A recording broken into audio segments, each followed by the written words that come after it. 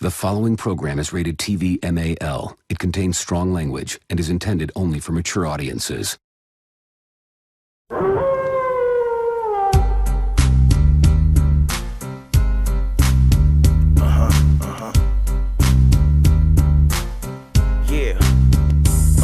Off the ropes, be the podcast of mass destruction. Guess who's here for OGs of wrestling? Ain't no competition, we report you. Welcome back, ladies and gentlemen, to another brand new episode of the Top Ropes Podcast. I'm your host, the boss, Don, the Paul Boss, himself, Black Arts in the building. Of course, can't forget my co-host over there. We got the Underboss Cyber Yeti in the building. Of course, you got the fellow couples within the group, Maverick and Big Mike over there, not showing his neck again for the second week in a row. And Shar Steve, the first lady, she's back in his house, all hugs and smiles. Before we get into that, I want to give a special shout out to Anchor and Zoom for making a podcast for giving us the possibility of making a podcast platform here for OTTR. God damn it, all you. See, sorry folks, I feel a little overwhelmed because the conversation that we had before Cyber even hit the record button, it kind of got me rattling for a goddamn few seconds. And gain your composure, bro. Gain your composure, man. Come on. When we talk about Raw, there is no composure to this. No, there's not. So I want to take a deep breath before we jump into Monday, which is becoming football season again. Yes, so at least that's why Stephen Grayson know this. Like, can't disrespect my wrestling. Before we get into Monday Night Raw, as I said before, I said it again. I know how to find this. YouTube, Anchor, touch that bad boy. And also, the merchandise store has some new merchandise in there, fellas, in Char. Yes, sir. Yeah. So definitely give it a look at www.bonfire.com/store/off-the-top-rope-podcast and Deco.com. We got 2 new color schemes that's out. Yes, the Wolfpack colors and the Hollywood white and black colors are now available at www.deco.com/podcast as well. Ladies and gentlemen, just go around the damn table, introduce you guys to yourselves. Y'all just a bunch of fucking kids tonight. And the biggest kid of all, besides Uncle Fast, is not even here yet. So. Oh Lord, oh damn. I don't want to talk about him until he actually gets here. So go around the damn table, introduce yourselves, and let's get the hell going. Oh man. All right, go ahead. You start, Shar. This is First Lady Shar here. Char C. Char C. I can't wait to get into this week, especially when we get to SmackDown, because I have some interesting thoughts about. I have a topic I want to talk about there. Okay. All right, your boy the Capo, Maverick, the numero uno, the number 1 trouble starter, the biggest kid in the room. What's up? The one who's a 1999 Rey Mysterio without his mask over his face. Big Mike. Mr. WCW. Exactly. WCW. You know what it is. I'm in the building. No introductions. First OTTR champion ever. Future two-time OTTR champion. Let's go. Oh, fuck yeah. Get out of here with that. The hypocrisy of this shit, it still astounds me. Stop.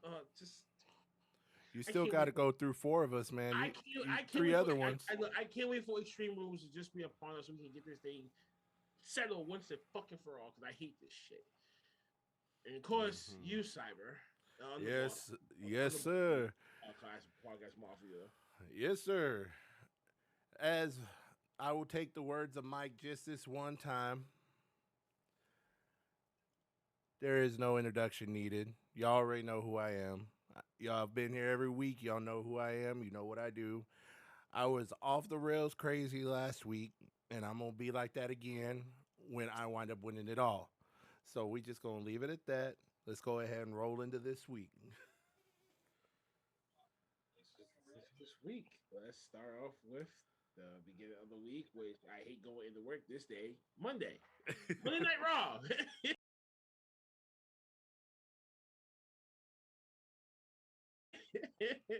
Monday Night Raw was upon us. I'm not even gonna bother even going through this whole damn recap. I just don't have the energy to even do it. As much as I was shout out to CrossFit Media, by the way, his podcast last night, Beyond the Mask. It kind of it's like when you have that battery, and sometimes when you feel drained out. Right now, I just feel drained when it comes to Monday Night Raw. I just want to just skip Monday and just go into Tuesday. But matter of fact, you know what the hell I did Monday? I watched AEW Dark Elevation. Yes, I was actually on my YouTube shit for at least a good 2.5 hours. And I'm sorry, I gotta say it. The lower crust of the card for that is way better than what the fuck I just seen on Monday Night Raw. So why do I even gotta go and dissect this damn thing? I think the only highlight of this is What's the turmoil match? That was it. Even that was trash. Yeah, and that says a lot. but as much as but the thing is, the much as I was trying to stomach this, I couldn't deal with it at the very end of the match. So I'll give my reason for that when we start doing it. But other than that, I just had the energy for Monday Night Raw. I just feel like just going back in my bed and curled up and just curl in my pillow and in my blanket and just suffocating myself. When I think about WWE and Monday Night Raw, I think about my TV and how when like on the TV, when your remote runs out of batteries, it just pops up and goes, your battery's getting low. That's what I feel about WWE in general, except for SmackDown.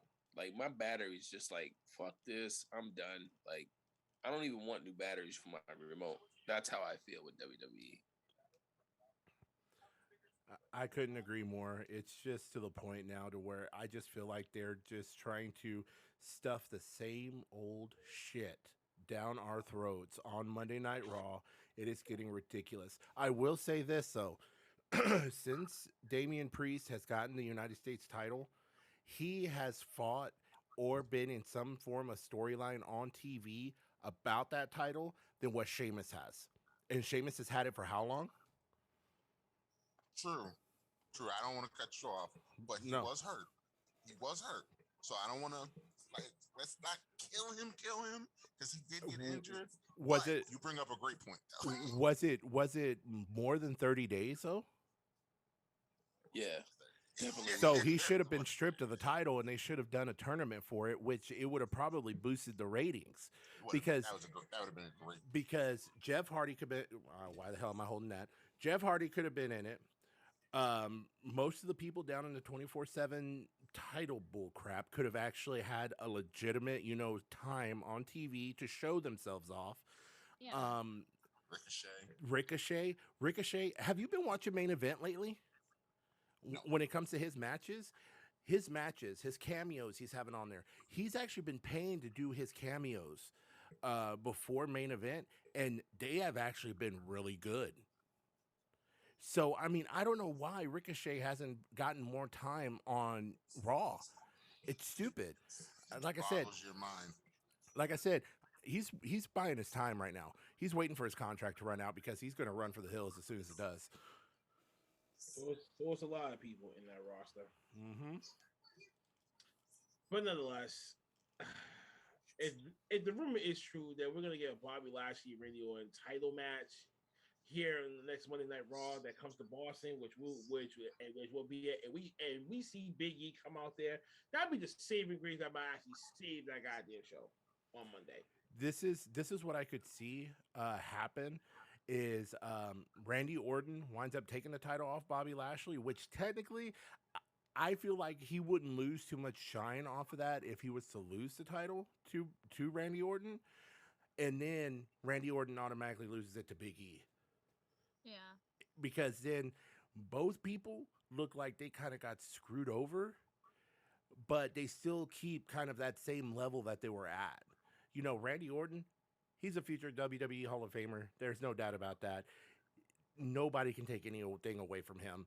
Bobby Lashley, he's built up to be so strong, so he would have something so screwed up would have to happen for him to lose it, and I could see it happening with Randy Orton. Maybe. Just maybe. But we'll find out Monday when we are in the building for that. And But if that does happen, though, if you think about it, having Big E there is going to boost the ratings because everybody fucking loves New Day. You know what I'm saying? And Big E wins that title, he's going to be on Raw, and it's going to reunite the New Day. That's all it's going to do. And that's going to help them out. And that's probably what they're doing. Of course, but that was going to happen anyway, involving the draft. So no matter what, it's just they're pulling, exactly. So I think they're just pulling the trigger with that way before the draft even happened. So when it comes to that spot, they don't got to worry about that. Yeah, exactly. It was bound to happen, but just him having that briefcase probably just ignited that fire for that to happen, for him to come to Raw in general. Well, all I can say is we'll just wait and see what happens on Monday, because this Monday, which is a travesty, and this was me most of the night. And this is how I feel about it. Just threw the shit right in the garbage. Moving on. Yes. Moving on to my excruciating days for me. Tuesdays. You know, NXT, the final NXT before you get the revamped version of the new NXT being led by Vince McMahon and Bruce Pritchard.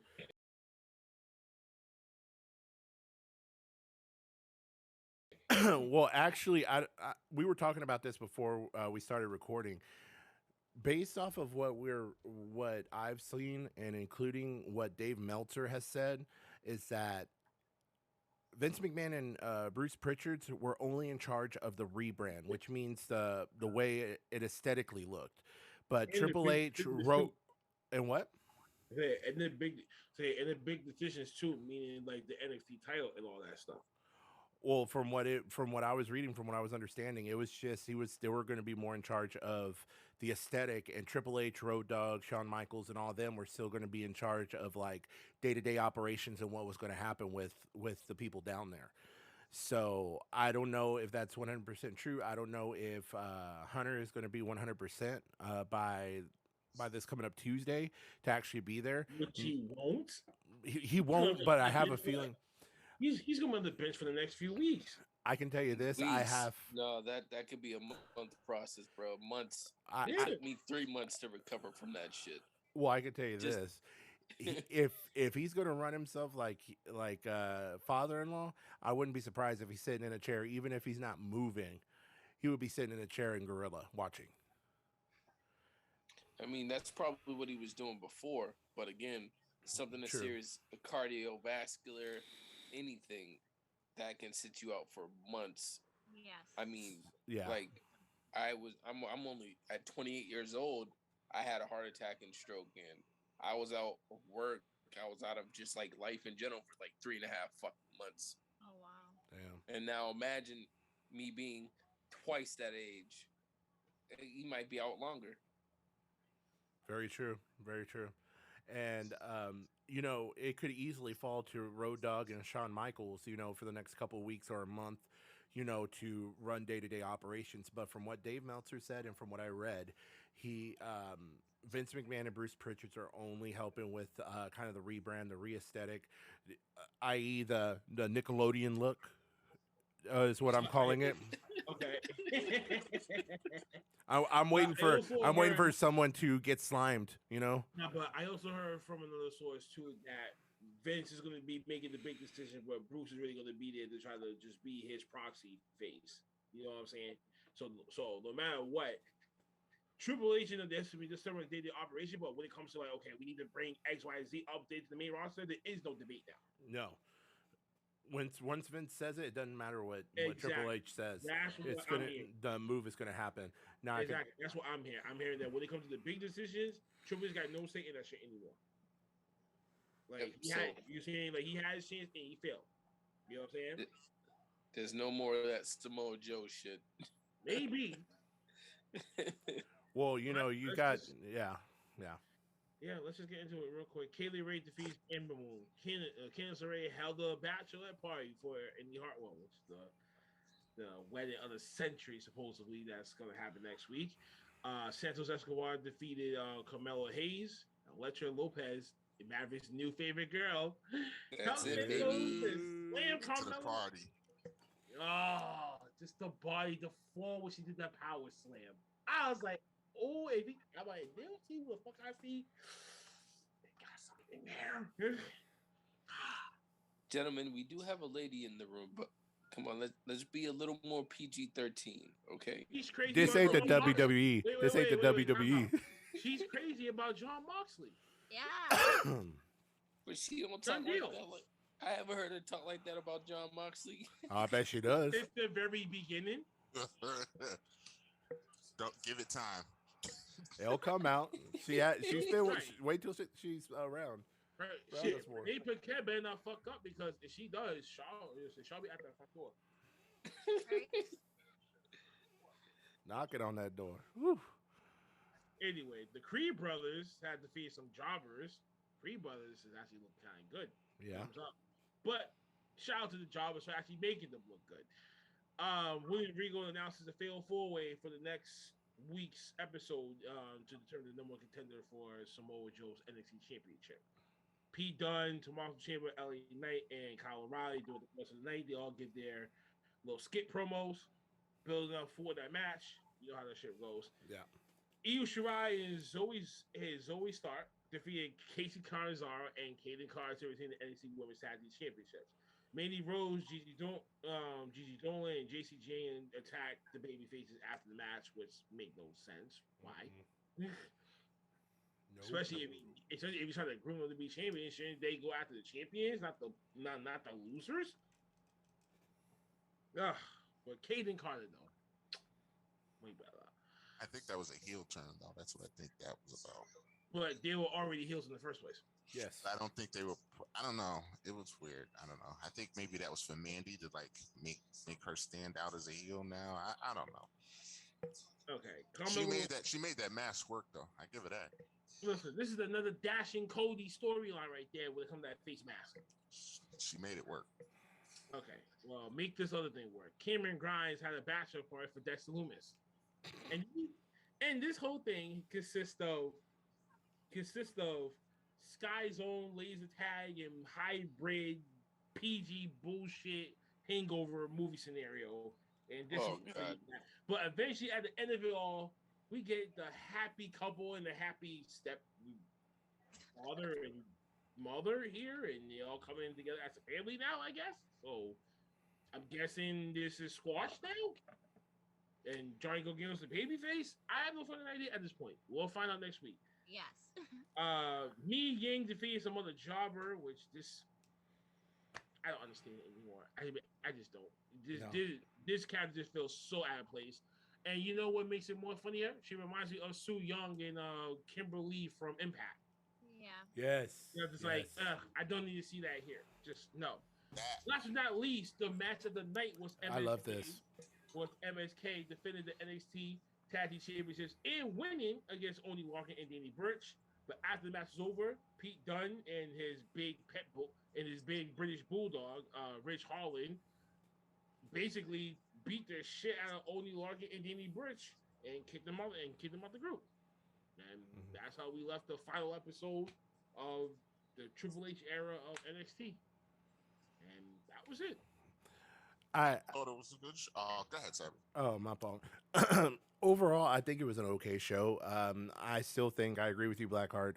The MSK versus Oney Lorcan Burch match was the match of the night because I mean they worked really well together.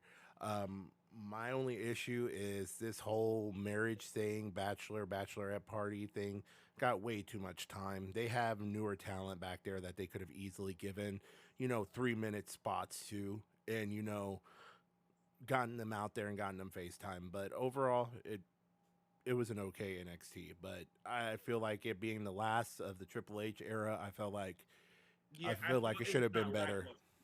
I feel like it was kind of lackluster, especially if you're trying to go with like a decent bait. Like this is the really end of an era, just in case certain people you might not see again, coming to fruition, or certain people, they'll be like, you know what, I let my contract expire, then I'm out of here.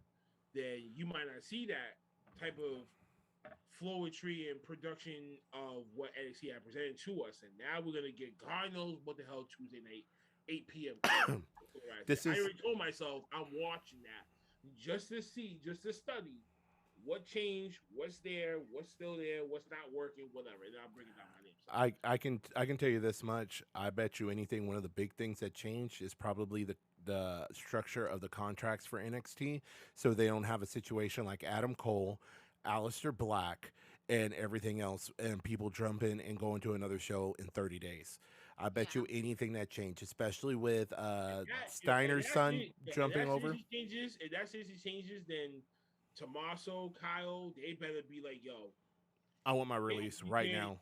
I want my release right now before shit even hits the fan that way. And whoever stays, good luck to y'all.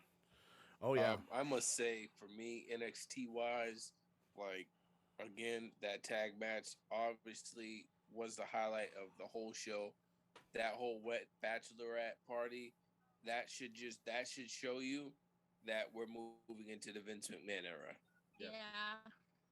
I hate to say it, but you seeing, just watching that and seeing how much time it got on should show you, all right, here we go, another Raw segment, another bullshit segment for this show, and we're now moving into NXT entertainment. Out of there too. He needs to get the fuck out of there. No, all the indie people are going to get weeded out. That's what it's going to come down to. Steiner's kid, this new guy that's supposed to be the next Brock Lesnar, they're fresh. They haven't been on the indies. The Creed, you know what I'm saying? The Creed brothers, they're never going to be there. Because they reminded me of another Steiner Brothers tag team. And then I said that to myself. I'm like, they're going to stay. They're going to stay. R.C. Jones is going to stay. Carmelo Hayes, they got no other choice because he already won the whole breakout tournament. So what are you going to do with him? Catanzaro is going to stick around too because she's literally from another sport and she's never stepped foot in a wrestling ring before NXT. So she's going to stick around too. Her tag team partner will too. Yeah. Of course. Best friends are going to stick together and they'd be like, I can't. I could see Candice LeRae getting secretly released without anybody knowing it, just due to the fact she's pregnant right now. I could see her getting cut loose. That would be a bad look, though. That would be the most shocking for them to do that to Ross. Unless she asks for it. I can't. The way Triple H loves Johnny Gargano, I cannot. But Triple H isn't going to have that big controlling power like he used to. But that's the kind of move that hurts. That turns a locker room. I can't. Like Vince is going. Like I know Vince cares. He's right. He's smarter than that, though. Listen. Mike's right about that. He's smarter than that. Right? So say for instance, right? Say like by Monday. Say like Monday, early Tuesday morning. Breaking news. XYZ WWE had just released the following had just released the following people, and the people that we just talked about all got released before that show that goes live. What if? That wouldn't surprise me, because then at that point, again, like I was talking about, they restructure the contracts for the people down in NXT. Instead of 30-day non-compete, they get a 90-day non-compete. And then at that point, I could see people who are close to the end of their contract or else within 6 months of their contract expiring, that they ask for their release so they don't have to put up with that crap. I wouldn't blame them either. That would be the exact reason to not release her. Because of the revolt. Well, ladies and gentlemen, I'll tell you right here, right now, when it comes to contracts, when it comes to sports entertainment contracts, you gotta be careful with you gotta be careful about what you sign. Yes. Vince McMahon is a ninja when it comes to that stuff. You better be requiring that non-cut contracts. Like, no, you can't cut me because of this reason. Like, you better cut me for a good enough reason that is financially stabilizing for both parties and not just one. And I think that's isn't that like a law to fire somebody if they're like race, gender, fucking if like she's pregnant. She's pregnant. Right. Yeah, I think you're right too. Now that I think about it. Discrimination Act. Yeah. Like, because exactly. if she's pregnant, you shouldn't fire somebody because they're fucking. She's pregnant, man. Like, at least wait till she has a baby and pull some bullshit. Like, all right, man. You know what? I agree, and I think to piggyback, I think that's why Lacey Evans still has a job. She's pregnant. They can't that's right. Very her. True. But also, too, Lacey Evans didn't fight in the Indies before going to WWE. She was a Marine. She was a Marine and she's That too, homegrown. yeah. Lacey Evans isn't getting cut. No, she's not going to get cut. But to Maverick's point, it could also be because she's pregnant. They think That's it's true too. peaked. That You is know, true. she might come back and be different, and they might just be like, "All right, fuck this shit. We're good with her." No, You 2 know? months after she have a baby now, Mhm. things might change. Exactly. That might be like, all right, she doesn't have the baby anymore, so Vince is probably thinking about it like that. Like you said, Mike. Vince is a smart dude. He's probably not gonna cut her because she's pregnant, but wait until she has that baby to be like, all right, get the fuck out of here. Well, I still think that Vince McMahon will still give her the timeline that he gave Becky Lynch. Now, hear me out.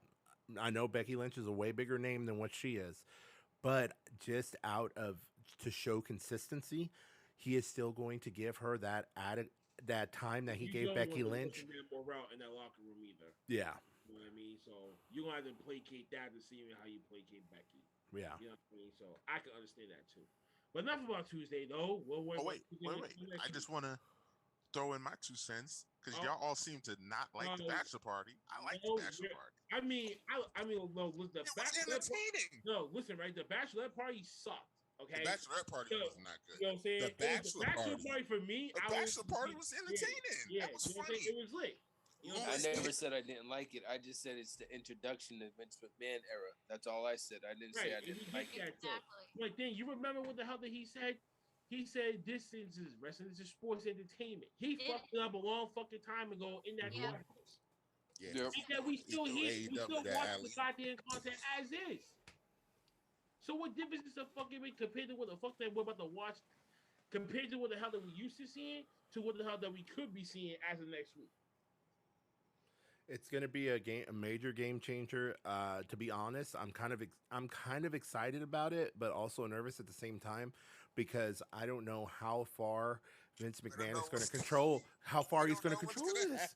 And I'm kind of excited about it, but I'm And also that's- nervous as hell. That gives you more reason to tune in next week Tuesday. Oh yeah, I'm locked in for Tuesday. I Yeah, can't it's wait. like So people, so this could be a good resurgence in ratings and shit like that for me on for them too, because now all eyes is on what's going to happen with NXT, and that's it. I'm gonna have to watch it Wednesday afternoon. Yeah, I have me to play too. it back on Wednesday because I got on cheerleading Tuesday. DVR. Yeah, on DVR for most people. Hulu. Well, let's jump into Wednesday. You Oh, know what that means. All right, here y'all go. Right into your wheelhouse. woohoo. No, y'all heard what I thought. Okay, well, let's just jump into AEW Dynamite.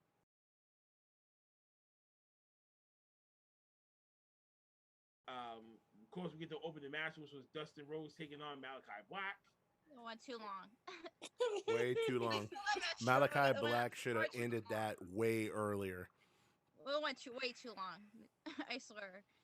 What I was I'm fully not going to expecting. talk down the match. All right, hold on a second. I'm not going to talk down the match. I agree with you guys. It did took a little bit too long because it definitely cut into the main event, and that Yeah. Shaw should be having some pretty keen words and not no baby words. Oh, I'm gonna have words on that for sure. So when it comes to this, I felt the way that they booked Malachi Black in the very beginning with the face Cody was perfect. They should have kept that momentum, create a new Goldberg out of this thing, create a nice little decent black mass streak, and kept the wheels going through elevation. Dark, get them wings up. Then we see him start getting some serious matches going with the Jerichos, with the Kenny Omegas, and now Adam Cole, Daniel Bryan, Brian Danielson, CM Punk, shit like that. All can come later on, right? Now I'm looking at this and I'm like, you're going about the family one by one. Okay, cool. But this match, the story that they're trying to tell, I wasn't getting with it, but I respected the athleticism that they're in place with. That's all I gotta say about it. Okay, so personally, in my opinion, I agree, Blackheart, with what you said about the whole Black Mass thing. You know, letting them build up wins, let it become like a Goldberg-esque type situation. To me, I felt like, okay, they go back and forth for about 30 to 60 seconds, and then all of a sudden, out of nowhere, boom, Malachi Black hits him with a Black Mass, that's it. Because, to be honest, Dustin, yes, he can still go, but I mean, you could see how lackluster it became as time went on. Like, for example, Dustin didn't set himself up right for when he got hit with the black mask, because instead of getting hit in the back of the head, he got hit in the back. Yes. So I feel like it went on too long. It should have been like 30, 60 seconds of back and forth, and then a black mask, boom, that's it. That match should have been no longer than maybe a minute and a half. It should have been like a decent 5 minutes. Well, yeah, but it's like it seems like you know what I'm saying, like a decent 5 minutes, and not like 60 seconds. Okay. No, but it's like, so both of them can wrestle, so I was expecting more of that. I was expecting maybe 5 to 7 minutes.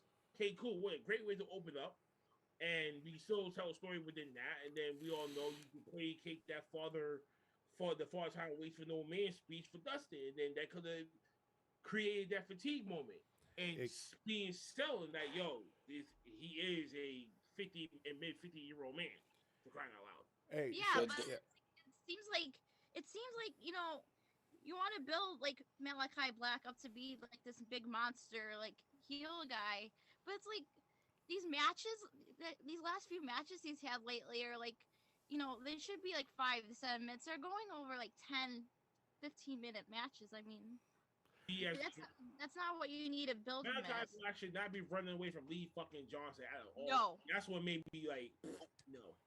See, Malachi Black is like a really good storyteller, but his storytelling is like those grandfathers that just take mad long to tell stories. You know what I'm saying?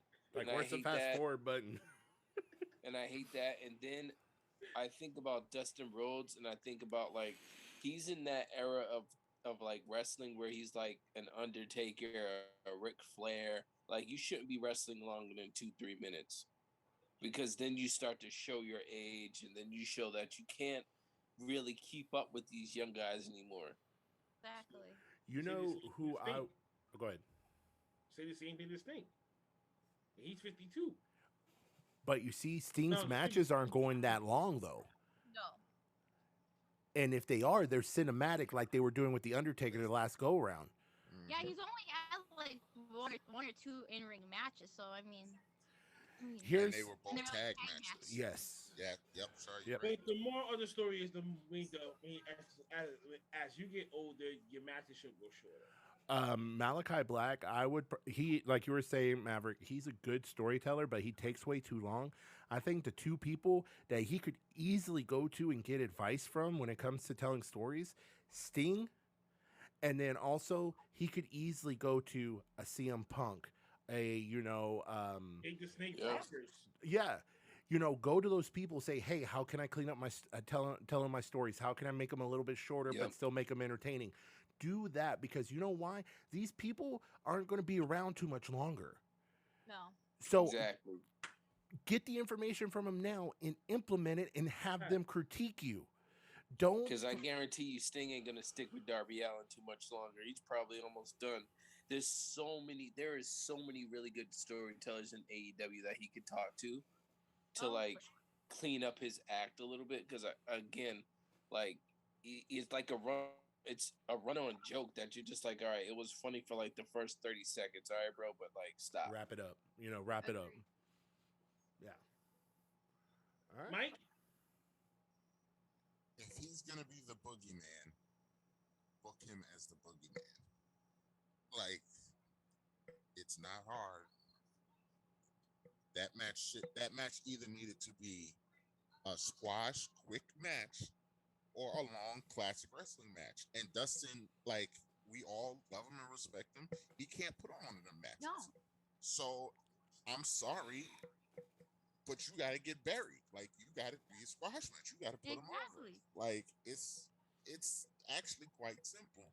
And like you said, the fact that it was a in-between tweener ended up ruining the main event because it had to get cut short because of live television. So here's my thing.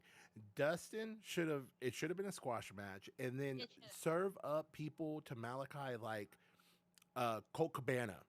Like, right now, while the Dark Order is weak, have Malachi Black run through them. Yeah. Every week, hit one, 2 minutes, hit one, 4 minutes, hit one, 3.5 minutes. Exactly. Exactly. Run through all of them. Build him up. It'll Build him build him up up. to be that monster force he's supposed to be. Exactly. Hey, Build them AEW, up. Weaken hit the me Dark up. Order so that they Yeah, can have yeah, their Cyber. resurgence. Like, Exactly. You know what? That plan could have worked too because you want to know why?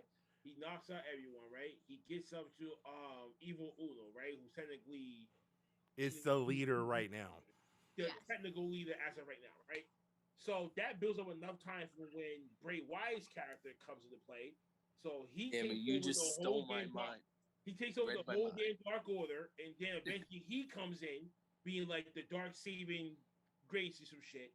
These two will have a classic going at and them two can have a classic Yes. 20-minute match that we Now, all know AEW, they man, are can you do. paying attention to this? Are you watching us? Come on, watch yourself. AEW, please hire not the us. same We way. If can you're be gonna your take this, creative. at least offer us $1 million for the storyline. At least. Let us be your creative bargaining chip right now for your matches because I Send us, like, send 'cause- us private jets so we can fly down there every week just to go into work. Yep. Blackheart, you read my mind by the way when you said that. We were shit. I all was just feeding getting off ready each to other say on the that same one. thing. We were all feeding off each other on But that the one. only thing I thought about was the timeline between now and The end of somewhere September. at the beginning, somewhere at the beginning of November, and I'm like, well, you got a month and some change. How can Yeah. you do that all? Dark Order got what 10 members? That's 10 weeks.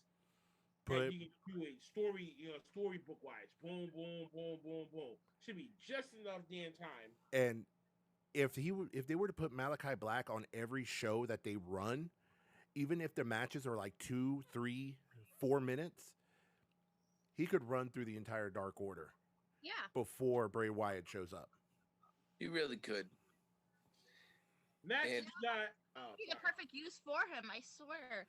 The perfect use for him.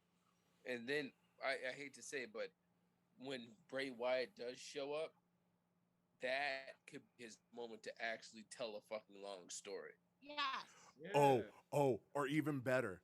Listen to this. Okay, he runs through the entire Dark Order, and then Evil Uno is the last one that he goes after. Yeah. That one goes about 5-6 minutes. That Mhm. one is the longest match out of all of them. Mm-mm. Yeah. No. Hear me out. Wait. If that's supposed to be the longest match, then at least give Evil Uno at least 12 minutes. Okay. 'Cause you can I'll- definitely tell I'll- a story within 10 decent minutes. The last 2 minutes could be Malachi Black trying to get one more black mask in before everything turns black, and then boom. Well, Bray Wyatt's character no, comes out oh, trying to see. okay, so that's your spin on it. But listen to mine real quick. Okay, he goes through the entire Dark Order, takes out Evil Uno, and then he decides he wants to start going after the other factions. He goes after Inner Circle while Chris Jericho's gone. But that first match, let's say, for example, it's Sammy Guevara. That first match, 20 to 30 seconds in, while as the fight starts, blackout completely, Bray Wyatt winds up showing up. And then this starts this whole long story between him and Bray Wyatt. And then it brings the Dark Order back into it. And pretty much the Inner Circle is out of it at this point. It didn't get enough traction, but it pulls him off the course he was on and pulls him back into the Dark Order storyline. I think that would actually look really good on TV. I And would make him like the big bad monster. but I want to sacrifice Sammy just you know what I'm saying. Just No, for- I'm saying the match doesn't even finish. It Bray doesn't Wyatt, even really Yeah. start. it never Then really it should starts. have been. Then if you want to do that, then you got to incorporate someone that's not belonging to any group right now. That's just a standalone entity that could be like just a quick squash match. Darby Allin. No, You don't think you don't think far Malachi? away from that as possible. Okay. That Well, should yeah. be like CM Punk and Daniel Bryan dark man. I mean, like a dark CM Punk and a dark Daniel Bryan. That should be. What is that kid that just got squashed by that just got his ass beat by Hobbs? Oh Dante man. Don Martin. Devontae. Now Devontae. that would be something. Dante Okay. Martin. Because Dante Martin, he can sell the shit out of those moves. Yeah. You think about it, he can go through the whole in the dark order, and then that match it could be Dante. That could because Dante he has that star track right now. He's new, Yeah. and so you put them against each other, and you be like, all right, kid, It's time for me to show up, and then boom, Hmm. Bray Wyatt shows up like right before right as the bell rings, ding ding, boom, just goes black. What the hell? I can hear JR. What's going on? Oh my god! Oh my god. Could I it think be? that would actually be pretty good too. Holy crap. Like I said, AEW needs to just go ahead and hire us already so we can do their creative for them. We'd be Yes. making some crazy shit. Woohoo. Well, moving on from that, before Yeah. we get lost into seriousness when it comes to that, Tony Khan reached out to us. Darby Allin comes out, he has his own segment. He thanked Darby and Sting and all the fans for All Out who were there and cheered him on, welcome him back, and wonder what's next for him. Then Taz interrupts. These two have an uncoordinated argument back and forth, and I just like, wait, why? Why the fuck out of all times? Why we gotta get a just I fucking hate Taz, by the way. I really do. no one wants to see his son get squashed and shit like that. I mean, I can kind of see Powerhouse Hobbs and them having a pretty decent fight, but the one that sticks out the most was Ricky Starks versus CM Punk. That's the Yeah. only one out of 3 matches that I see that I can see out of this thing, and I'm like, I'm not totally convinced. You're just giving CM Punk some things to do, which I do appreciate, but at the same goddamn time, we see a black group back. I mean, this about to get squashed by one white guy. All I want to say is I fucking hate. Wait, time out, man. Yep. AEW, let's not pull no racially discriminatory shit here, please. Because if you do, you're about to really lose me as a goddamn fan. Don't do this like this. This could have been anyone in the goddamn world, but Taz, the woman when you spoke up and what the fuck did you say something, I knew it right there on the fucking spot. I was like, they're about to get buried.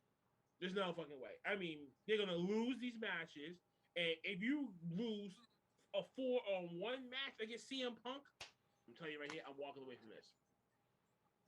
It won't. It won't be a. See that. I could see it, but I don't think just because of the whole racial thing. I honestly don't see it being played out because Brandy is going to say something. Because even though she just had a kid and everything else, she still has to be in the back.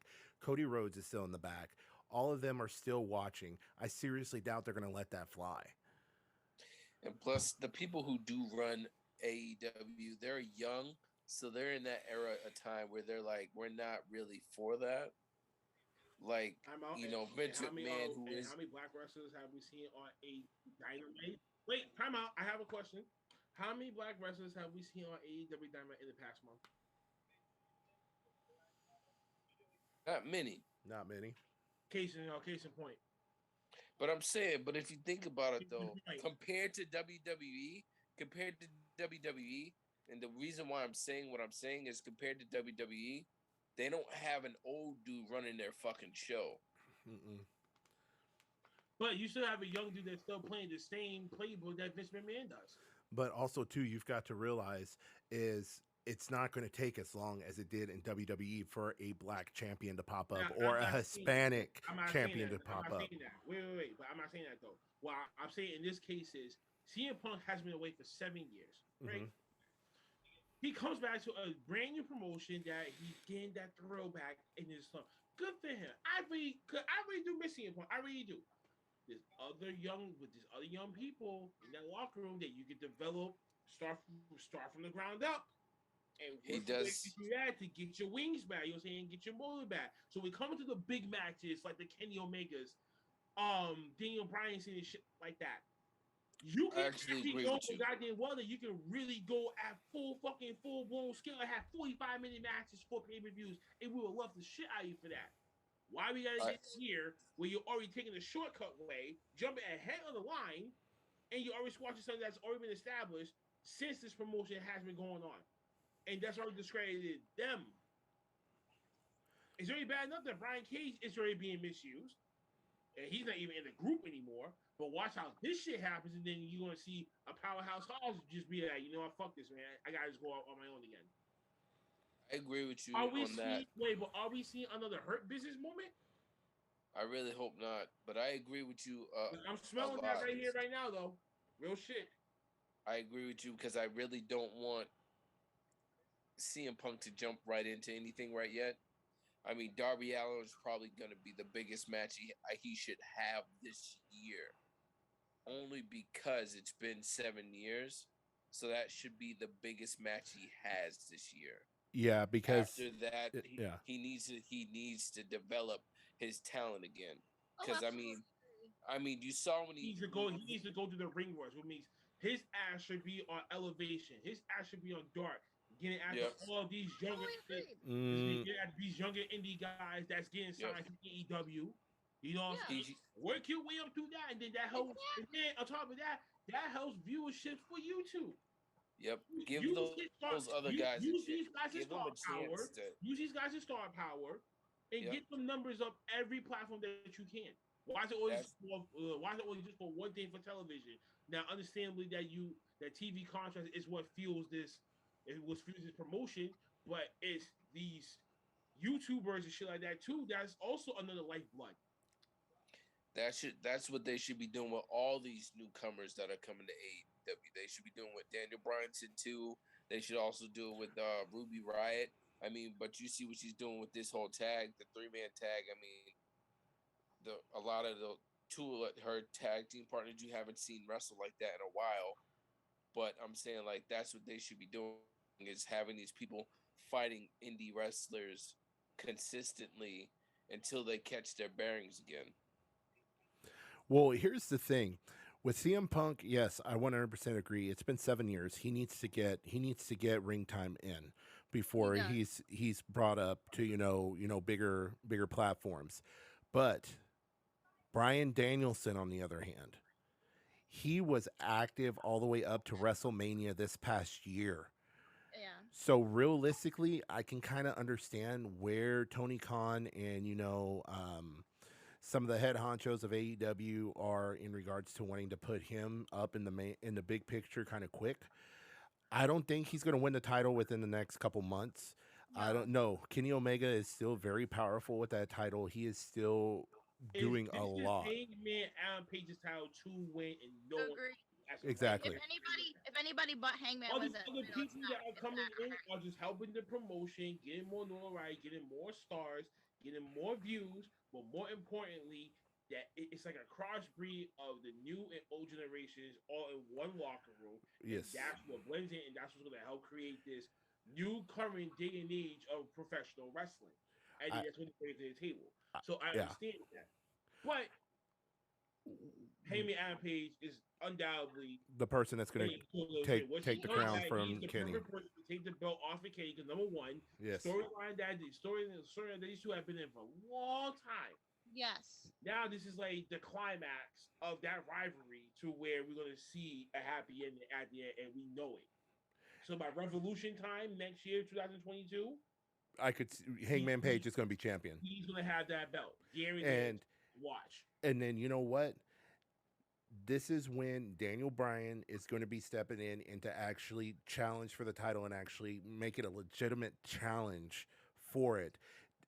He is going to help build Hangman Adam Page as a star, because what's going to happen is I could easily see that match getting 25 to 30 minutes just because of how long Daniel Bryan can still go, and also Hangman Page can still go. Man, he's young.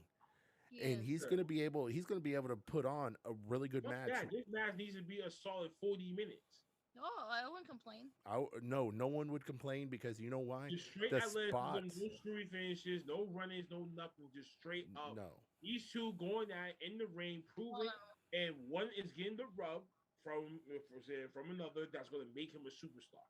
Oh, well. Yeah. Now, do I think Daniel Bryan's going to hold that title? Yes, he will. He will get a title reign with the AEW Championship. It's just he's going to help the young guys first. Yes. And then he'll get his title reign. Exactly like how Kenny Omega kind of did the dance around before he finally got the title. Him and Hangman Page won the tag team titles. He it almost felt like he was jobbing out for a while to, young talent. Well, then he finally got his shot and he took it, and he's already been champion for what, a year? A little less. Close to. Was it like 284 days or more? Yes, but Yeah, he's already surpassed John Moxley with how many days that he's held the title. But what I'm saying is he's going to take the same route that Kenny Omega did. He's going to go around and then he's going to get his shot. And then, yeah, so that's what I definitely think is going to wind up I happening. can see him tagging with Christian for a little bit too. Oh yeah, because Christian and Brian Danielson go way back. So Yeah. I mean, that's definitely going to happen, and I could see them even possibly, exactly like Kenny Omega, get the Hate to AEW. say it, but Christian will be the background singer to another superstar. Unfortunately, it's not going to be Edge this time.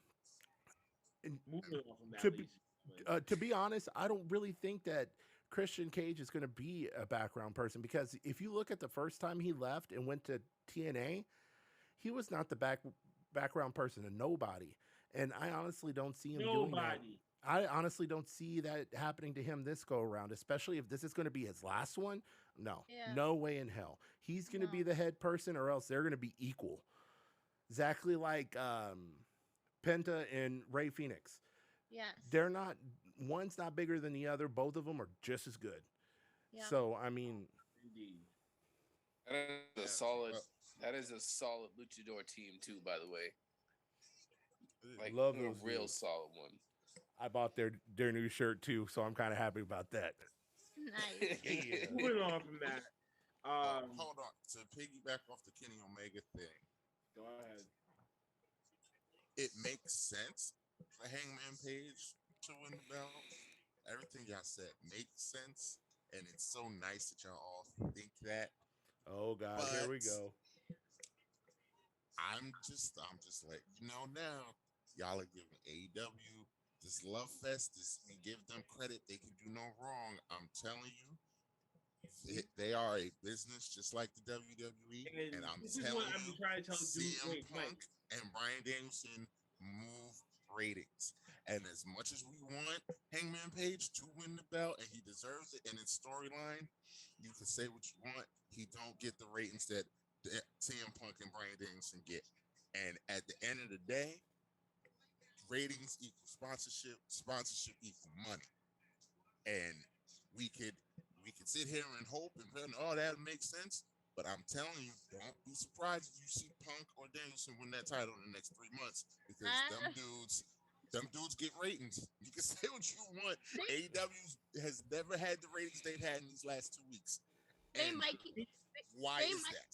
They might get ratings. They might get ratings, but if you try telling like the regular AEW viewer that's been invested in this whole storyline for a while that Hangman isn't winning that title soon, especially saying that the Dynamite after Full Gear is taking place in his neck of the woods. I mean, Mhm. I mean, So anybody. all of that makes sense, Sharp. I know. All of that makes sense. All of that we is still- so right. But But you know what? But You know who listen, runs AEW? An old billionaire like Vince McMahon. Just because Tony Oh, Khan makes shit. decisions, It's not the guess who same gets company. the final word? His It's father not- gets the final It's word. not the same company. Okay. All right. But wait, I hope don't we you're still right. go off of like your your wins and losses though? And we go off of that, and Hangman Page hasn't had a title shot yet. So how that work? all Well, part of I'm- the story, right? Because if he lost that certain match that he was supposed to win, he could never get a title as long as Kenny Omega was champion, right? Or something like that. Anyway, but at the same coin, I understand what you're saying, Mike. But reiterate this: it was the father's money that started this. He got his money back, so technically he's paid back already. So he's already over here minding his business, doing other promotion shit. This whole thing is Tony Khan's and shit now. Mm-hmm. When it comes to that. So he makes the final decisions just like Vince McMahon makes the final, makes the final fucking decisions. Anyway, now for Hangman Adam Page's story, it all makes sense for him to win by Revolution next year, which that's in February. That's really decent enough time to get him back, insert him back into the story, work his way through that story to get to the main event, and that's pretty much it. Now, I'm on your side with this. I told Deuce the same thing too, because we all know how Deuce is when it comes to AEW. We all heard him talk like this before. I said, dude, slow it down. They still in the second fucking year. They haven't even made it past 5 years yet. Let's just hope and pray that they can keep the steer the fucking course and have a vision to what the fuck they want to go. Otherwise, your whole 5 year plan ain't shit. Mm-hmm. Everyone should have a 5 year plan for their own selves. You know what I'm saying? For me, it's to restore my credit score, get my car, get my own place, and hopefully by that time period, I get my ass inside that wrestling ring.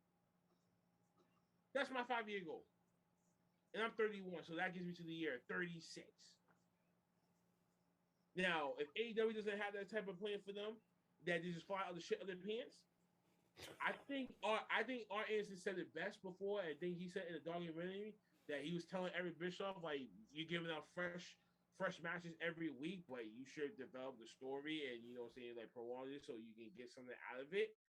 And I feel like they replica the same formula. So I feel like they have loose holes that still needs to be filled. They're not perfect. Yeah, but Sorry, AEW Marks. As much as I'm not, I've been convinced, but I haven't been like, okay, this is like the number one standard professional wrestling thing that's out there because there's other wrestling promotions that's out there. MLW for prime example. My God, some of them talents would have went over there. That locker room would never be the fucking same, ever. But there's only faithful wishing. I mean, this company it's pretty damn young right now, but I think the smartest thing that they're gonna do is not let that happen. Hopefully, because if they do, the fans alone will probably tear it apart, tear AEW apart, because everybody knows Hangman Page is supposed to be the next champion. Yeah, and it would be furious. Not just that. And not just that, I'm pretty sure that whole like locker room will lose their shit just as much, because again, it's what the fans want, and everybody knows it's what probably what should happen. And I hear you, Maverick, but how do you think that locker room feel right now? Well, I mean, telling me that locker room not feeling some type of way because Miro comes and now the TNT title should be specifically for all that AEW homegrown talent. That's exactly what that belt should be for. But who got it? Miro. And it don't look like he losing that belt anytime soon. He's gonna lose to Eddie Kingston. Eventually, I think so. But look at who's getting all the main events. Moxley, WWE. Jericho, WWE. Adam Cole, WWE. Danielson, WWE. Malachi Black, WWE. They are your big stars. Exactly. But that's what I'm saying. They're not. It's early, but they're not developing. Mike, because they are their big stars as of right now. As I've been saying on this goddamn show, when they're gone, with all these people that's been sitting there in that little puddle, Darby, MJF, and shit like that, that's gonna be their time to shine. Yes. That's gonna be year 5. That's gonna be where MJF is gone. John Moxley could probably be off doing other shit. God knows where Daniel Bryan is gonna be by that time period. CM Punk, he said what? He's 40, what 42, 43? 42, 43, yeah. Now think about that. For the next 3 years, he'll be 45. Does he really want to still continue? Probably not. I doubt it. Everyone's not gonna pull a Tom Brady out their ass. Everyone is not gonna wrestle to the fucking 50. Even Darby out even said he's not trying to wrestle for that long. No. Get your money and go. I mean, it's not gonna. Right now they're just there for the ratings, bro. Like for me, they're there to help these young get that bigger paycheck by and the get ratings. TV deal money. Because without TV deal money, they don't have shit. Exactly. But that's why my point, though. That but TV deal money means CM Punk and Bryan Danielson are the ones that got to be on TV. Yeah, they got to be on TV, but they're not going to give them no title shot before Hangman Page. No. Are you kidding me? No. All right. No, I hope you're right. Listen. They are going to give him a title reign. It's just not going to be right the fuck now. No. That's what I'm saying. They're not going to give it to him before Hangman Page. Maybe Look, not listen. next year, the year Well, after. but listen, man. not- So back in the not day, right right, WCW even did the same thing. Once Hulk Hogan went in WCW, they put the belt right the fuck on him. And Well, that's Hulk Hogan. I'm But just there's saying. a difference. That's fucking Hulk Exactly, Hogan. look, exactly. That's- Wait. But we didn't see that in AEW yet. We didn't see no one get the belt right the fuck away within the fucking month. No. Yeah. Now, No. I could tell you this: if a woman superstar was to make the jump, a big one from the jump from WWE to AEW, I could see that situation happening. Oh, and especially if Britt Baker is still a champion. Oh, if a Charlotte Flair or a Bailey or one of them was to jump ship and go over there, Never, especially Bailey's. That's never. Charlotte got the ammunition now because two people that she knows is already over there. So why not? I'm talking in You general, already like got- any you- of you- the you- four you- horsemen, four horsewomen. Any of them, if they were to make the jump to AEW, they would put the strap on them within a month. Okay, well, if Charlotte does make that move, if that actually happens, she can handpick 3 people inside the AEW locker room to do it. It doesn't have to be 4 women from WWE that come to AEW just to do this stable. No, I don't believe that. No, I I'm believe not it saying could be I'm one not person saying that goes all over 4 there of that them got- going. I'm saying only one. If one of them was to jump and go to AEW, they would put the strap on them within a month.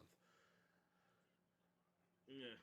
I won't like quick like Mm. I can't. See I that. mean, That. even though their women's locker room does need help, I It's- still don't Yeah, see this that ain't happening. a Sable from 1998 moment, man. This ain't like no like bombshell moment like that. All right. Shit. Well, Hey. before we got fucking sidetracked with this, my God. AEW women's, AEW World Women's Champion Britt Baker comes to a promo that she's not impressed by Ruby, or Ruby Soho, of course. And Britt told Ruby that to run away in the catering where she spent the last 4 years of her career. Ooh, cheap shot. Ooh, shot Wow. fired, man. That was a bar. Powerhouse Hobbs defeated Dante Martin. Now, This match, now, yeah, I don't okay. like- I did not like this match.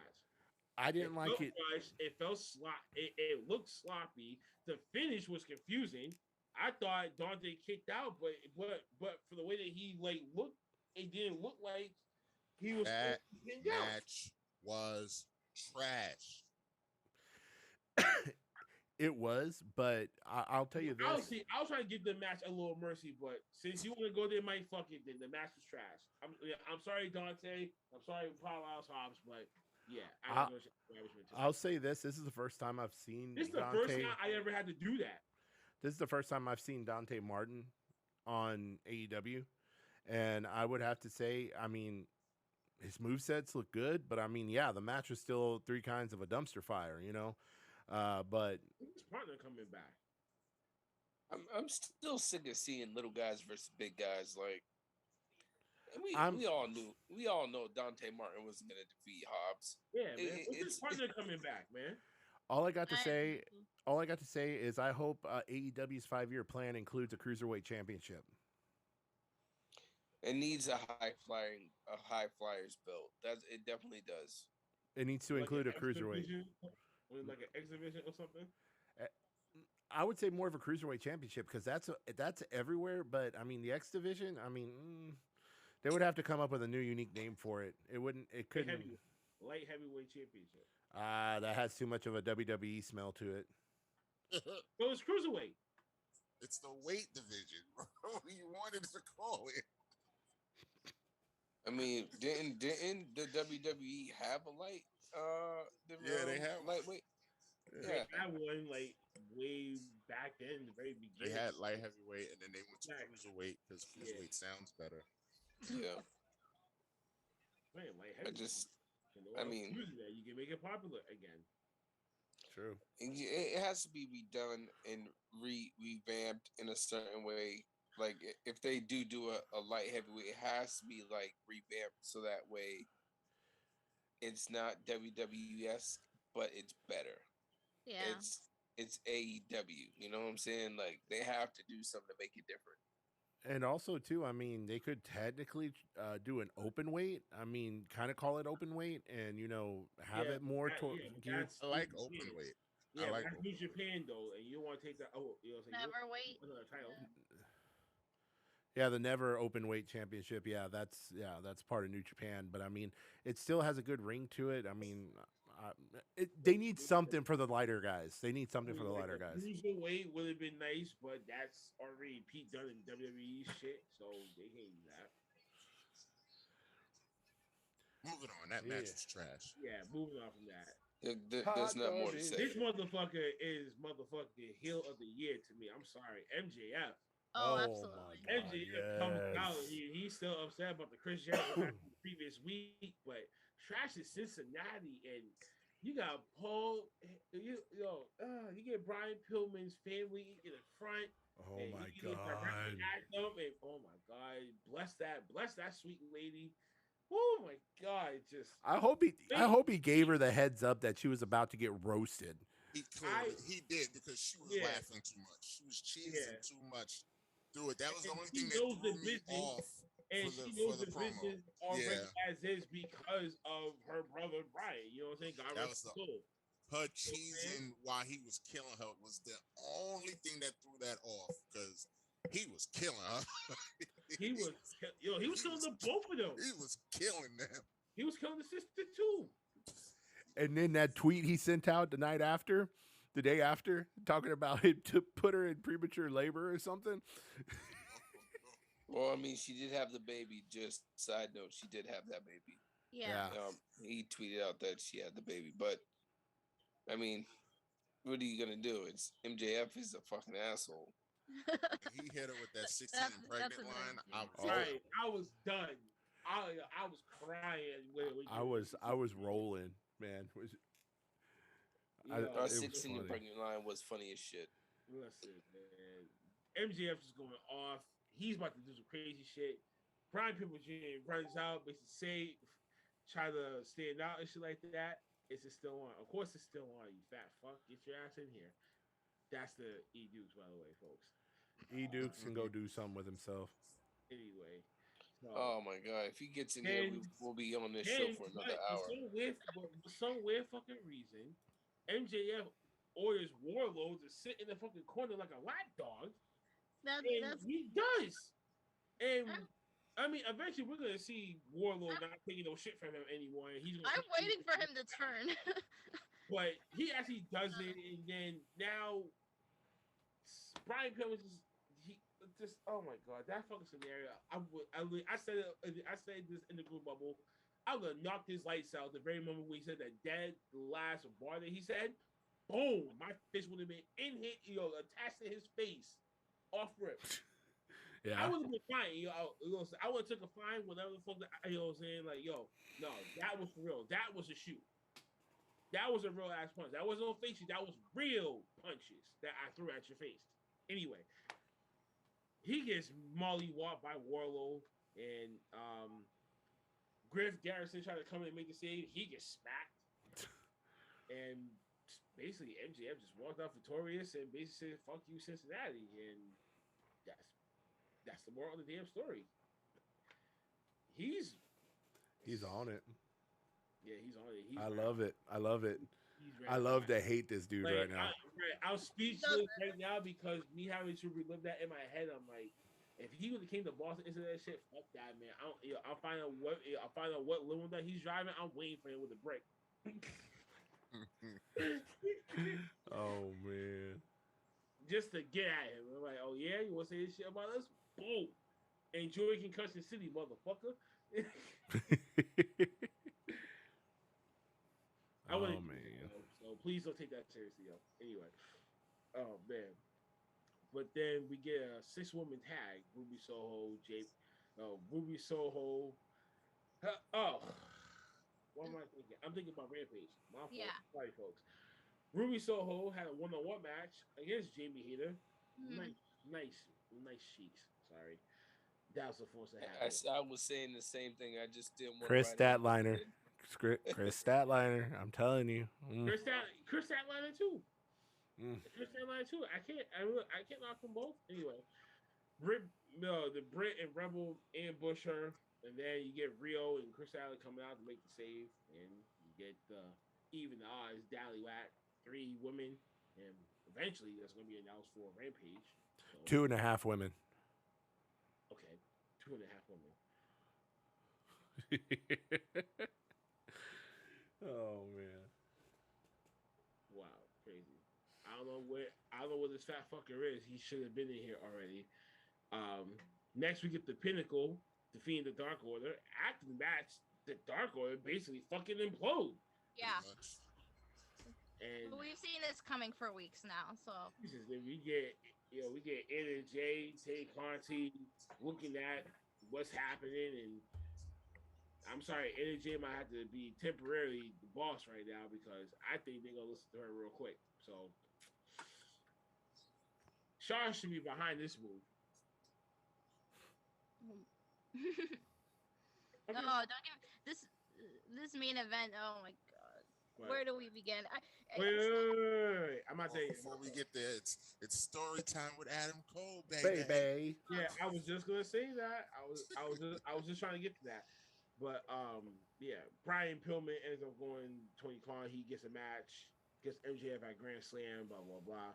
The Acclaim showed up. The Acclaim, they're back, and they mocked him and shit like that, and they got a match on Rampage. As you already know. Then the Elite comes out with the newest member, Adam Cole, baby. Adam Cole and Tony Schiavone, man. Why did everyone pick up Tony fucking Schiavone? That Poor was Tony. hilarious. Oh, Tony. okay. He's a fucking nerd and trying to beat his ass. If you ever looked at Britt Baker the wrong way again. Yes. Ah. Let me just say this real quick. People are starting to catch on, and I think what is going to happen in the Elite is going to happen. Adam Cole's going to turn on him. Yeah. I don't know when, but he's going to turn on him, and his first thing he's going to do is going to go after Kenny Omega. Yeah. Because he's not there to be friends with people. At the end of the day, as long as it's him and Britt Baker, he does not care. You took the words right out of my mouth. I was waiting for the podcast since Wednesday because I was gonna go. Maybe I missed his indie run, but since when is Adam Cole second fiddle to anybody? He's not. That's why. I was That's why what he is ran hell the on Bullet here? Club here in the United States, and Kenny Omega was in Japan. But you can also tell by his body language around that whole group how you can tell he's not going to be all buddy No. just by his body He's gonna language. be outspoken though, so that's what's gonna be conflicted to Kenny Omega as we Yeah. seen that kind of before. So you know where that's gonna lead up. 2 outspoken motherfuckers now within one group. Your shit's gonna split, and people's gonna factor upon who's gonna ride with who. I Can we can. see the Young Bucks turning right back to what the fuck that they did before with the very first breakup. This is And gonna be also just to go off of what you were saying about Tony Schiavone, he is the new Mean Gene Okerlund if you think about it. Mean He's a- Gene, the first thing you need to do is shut the hell up. Tell these fans to shut the hell up because they want to hear what the hell I gotta say. He's the new Mean Ah, Gene. man, funny. oh man. But anyways, Cole says that he's always been elite and he praises them. Cole says that the elite is complete with him and he will show it next week when he faces Frankie Kazarian. Ooh, yes. That's gonna be a good match. Ryan Danielson interrupts the party. He comes out and wants a match against Kenny Omega right off the bat. And this is where I gotta get the thumbs down to because I do not like this. Anyway, Brian claims that Omega is scared to accept his challenge, that Omega knows that he is not on his level. Hold up. Not on his level?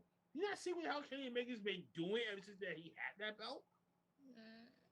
Obviously, he ain't paying the fucking attention. Anyway, then Elite then eventually attack Brian, but then you get Christian Cage, Frankie Kazarian, and Jurassic Express coming out to even the odds to make the saves. I like the Jurassic Express. I was about to Can say I the just say same that? thing. I freaking love them, man. Same Yo, here. they have like the best gimmick right now. And then the music does it so much justice. It's not even It funny. does. I love it. It really does. Um, I be singing that shit, sitting here just singing that shit. I love their fucking music. I love their tag, like their whole like Jurassic Express is it's actually kind of fire. It is. It really And I is. hate to say it, WWE lost a real one when they let It's that big ass motherfucker go. it's like this. It's one of those things that you think when you very first hear it, you're like, "This is goofy as hell," but then as you hear it more, you're like, It's so catchy. "That's kind of good." Hey, Boom, boom. yeah. They're so- like the New Day for AEW. Nah, I wouldn't think so. No, what I mean by like that is like when like I how say their that, gimmick I'm talking caught like on. rating wise and having fun wise. They're the New Day for AEW. Okay, so let's look at it like this. On Dynamite and Rampage, Jurassic Express has been on the shows quite frequently They're on every week. every week. So I mean, If that's not building up if that's not building up a star, and constant booking. And why are they on every week? Because I think Maverick just said it. Because ratings go up when they pop up. They're the New Day for AEW. That's why I say what I said. let them get a couple of title reigns under them, and then I think I could agree with you on that. But they need to get a title reign first before they. I was convinced they was going to win that tag team tournament. I really I thought mean, so but too. just look at That's but another just look reason at why I what picked the they- Young Bucks to win, because I was like, okay, if they not going to win, No, I've been Well, said this. surely Like, wasn't gonna listen, win. the Lucha Bros deserve that title They win did. regardless because they been should have won that 2 years ago at the first All Out show. Yeah. Yeah. They should have been won it there, but They just went- paid with they just blood. went history in the fucking making. that. 2 years later, the second round, you know they gotta win. And when the very moment when the interest came out, I'm like, that's when you know that they're gonna win because they have never been this late before. And you know what? That new entrance music was straight fire. That new entrance music, That shit Whew. was fuego. That shit is fuego. man. Let's talk about the main event though. Yeah. And I know Sean got a lot to say about this. John Moxley defeated Minoru Suzuki in a Here we short go. one-sided match. I don't like it. I'm happy he won. I'm not complaining about the win. I'm complaining about how short that match was. Like, and then it's cutting into picture in picture during the middle of the match. I mean, segments like the Orange Cassidy and Matt Hardy segment and that the Lambert promo weren't needed for the show. I mean, you could have easily cut those segments and gave that match another 5 10 minutes at least. To be honest, that match could have easily gone 30 minutes. It could have. And I'm kind of upset with a like 23 minutes. Yeah. I'm kind of No, mad but at I'm kind of mad at AEW the way they did that match because you know what? Even Suzuki is pissed how long that they got for that match. Yeah. And I would Now and, they're gonna do everyone- leak right everyone said- next week's episode. and yeah, and everyone said if you looked at Mox's face after the match, he looked really angry about it too. Oh, I mean, here we go. Here we go. We So- got a special. We got the late arrival finally. so I mean, none of them are happy. They have to make it up. And I was saying earlier, based off the what happened during the dark tapings, they're setting up. They're going to be setting up a tag match, I think, between Mox and Kingston against Suzuki and Archer. I mean, they could have pulled a Zelina Vega and cut a match so that this What about that main six event man? belonged. What about that 6-man tag? I mean, We haven't even gotten to SmackDown yet, bro, man. That's even more fucked up. You're late. Dude, you're late. You got what's But you know they deserve that long of a match. That it either way, it didn't matter if first off to let Aleister Black and fucking that was Dusty a waste. Rhodes go That that should have long. been the squash match. That should have been. That those minutes could have been given to the main event, and that It could That- have. that's what I'm saying. That's why I was so angry. I mean, that match alone should have been a squash match. You had 2 unnecessary segments in that show. And Dude, you better get your ass up and sit in the goddamn chair. We're not doing that shit tonight. Get Who? up, late Say- ass. Between opening match not being a squash match and those two unnecessary segments. That time could have went to the main event, but no. I must say, like, I think you're just upset because John Moxley didn't get enough burn. No, I'm just frustrated with how short the match was. No, I agree with you. That match Yeah, was short. I gotta agree with Matt. It just they didn't get that much minutes. If y'all, all of our fans know, remember last week I said that I didn't really know who he was. Did a quick Google search, and I was like, all right, I'm about to see something crazy. Mm-hmm. When I tell you the letdown that match gave, I was so done with AEW after that match. I was like, y'all talk AEW up, and I just sat here for 2 hours. That's Dukes right there. That's that person right there. That match was such a letdown. He so looked old. Like we want to. I can nitpick that whole match. He looked old. He looked slow. All he did was throw forearms. What Moxley carried him that entire. I don't even know how he got cut. What happened that made him get cut? I don't know. Like, did he trip and fall? Like, what? No. Hey, no, Mike. This is what I honestly think may have happened during that match. Before they went out, they probably were told that they were going to be cutting it, and it probably pissed him off, and that's why he performed the way he did. Maybe. But can you blame them? I mean, nope. Seriously, it's like they've been advertising that match for like ever since All Out, and let all these other segments run too long. We didn't, and everything. We're gonna cut your match short. No, I'd be furious too. Like, why would I be? In my hometown, nonetheless. Yeah, in my hometown, exactly. Then he won, and then it was like they stopped him. He won too fast because he didn't know what to do for the last 2 minutes. He's just running around, waiting for the show to go off. Like, he just had to run into the crowd, buying up enough time, whatever, until when the whole thing was cut. And I could have still been in the ring for all of that. Like, I'm like, damn, man, you could have squeezed in the last 2 minutes and done something with that, and then the last minute could have been like a quick celebratory shit before you went off the air. But when the match ended that quick, I thought something was about to pop off. I was like, oh, somebody about to run out. MJF about to run out. Something about That's what everybody thought. Something big was going to happen to end the show, but no. Listen, man. AEW left a bad taste in my mouth this week. This is what I would. Really with that match. You got nothing to say for this, Dukes, because you can't protect AEW this week. I can tell you this much. This is a match.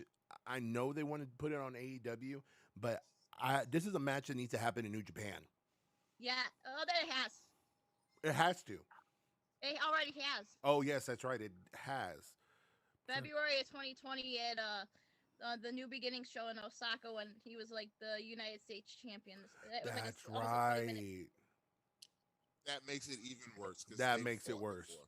Yeah, if you guys go back and watch that match was a million times better than this one. Way better. Like, we talking, we being real on this podcast. Yeah, come on. They are that Adam Cole promo. If that doesn't happen, that show was just as bad as Raw. That's how bad that was. Ooh.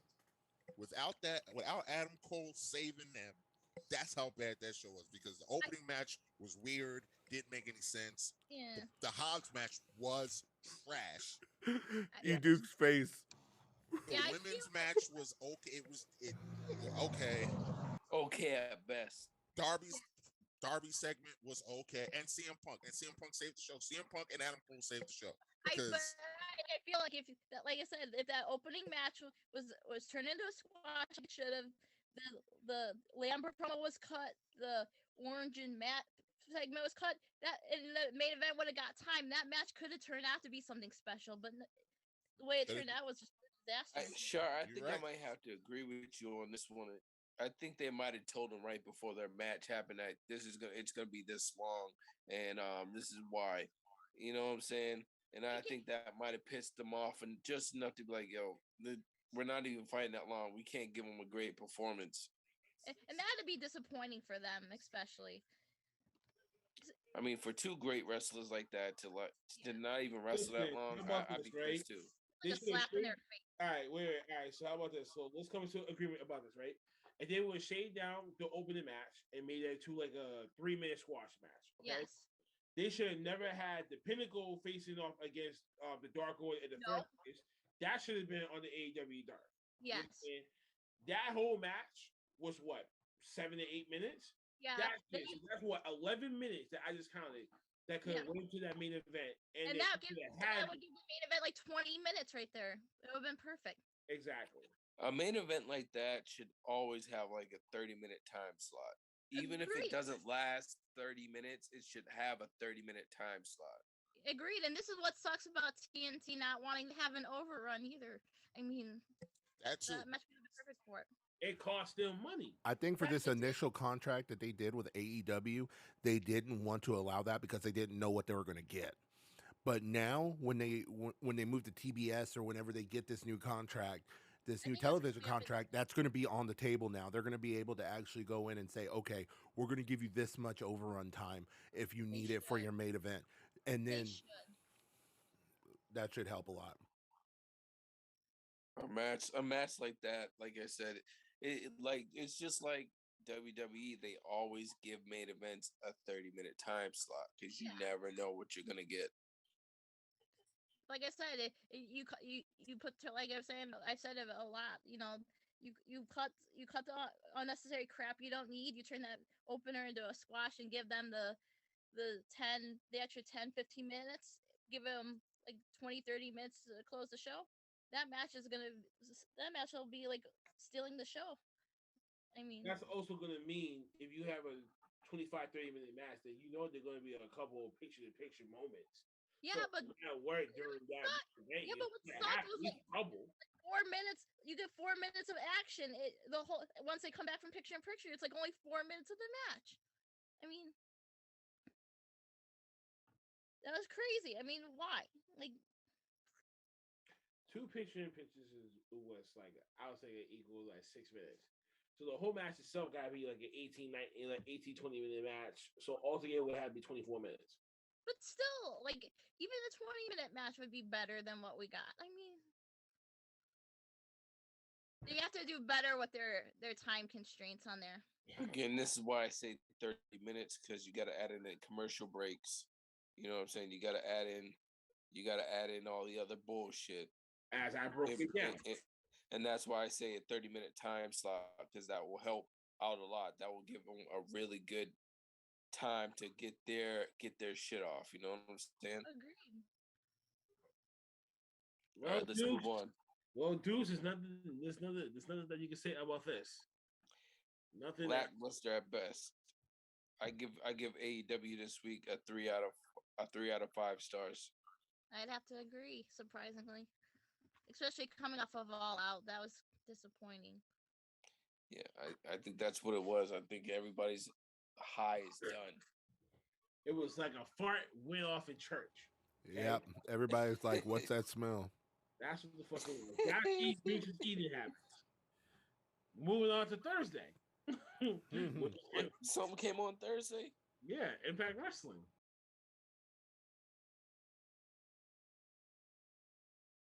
Oh shit, I forgot about Impact.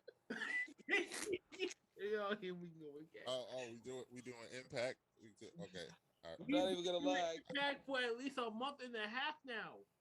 I'm just saying that shit don't come on no regular people TV, so I don't be caring that much. You have to go on Twitch to either watch it or do what I do, watch it the day after when it's on the rest of the streaming sites and shit.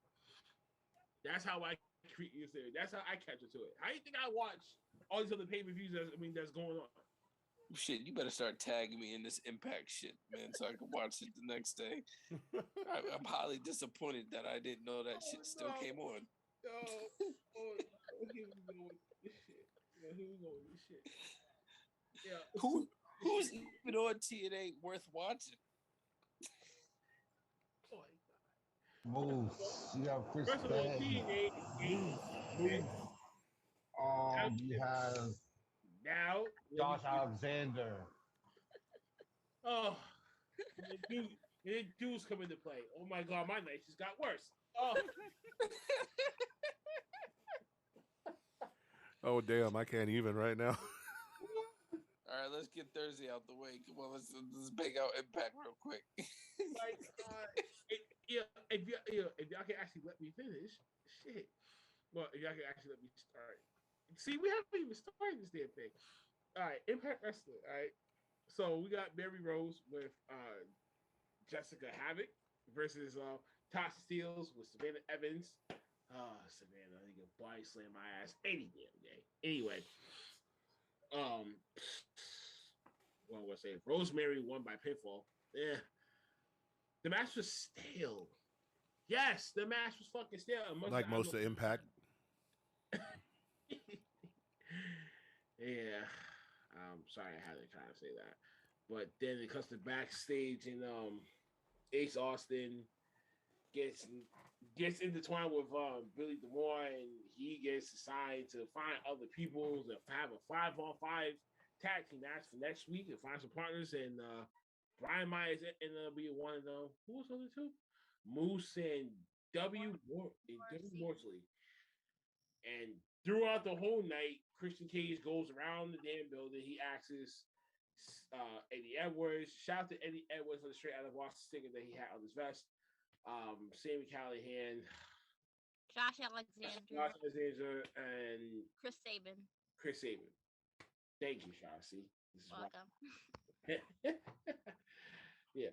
Anyway, God damn it, Sean, you want to just take over from here because I'm kind of like mentally fried because of what this man Maverick has said, but the whole TNA line have really like got my mind blown. Hey, does E3 still wrestle on Impact?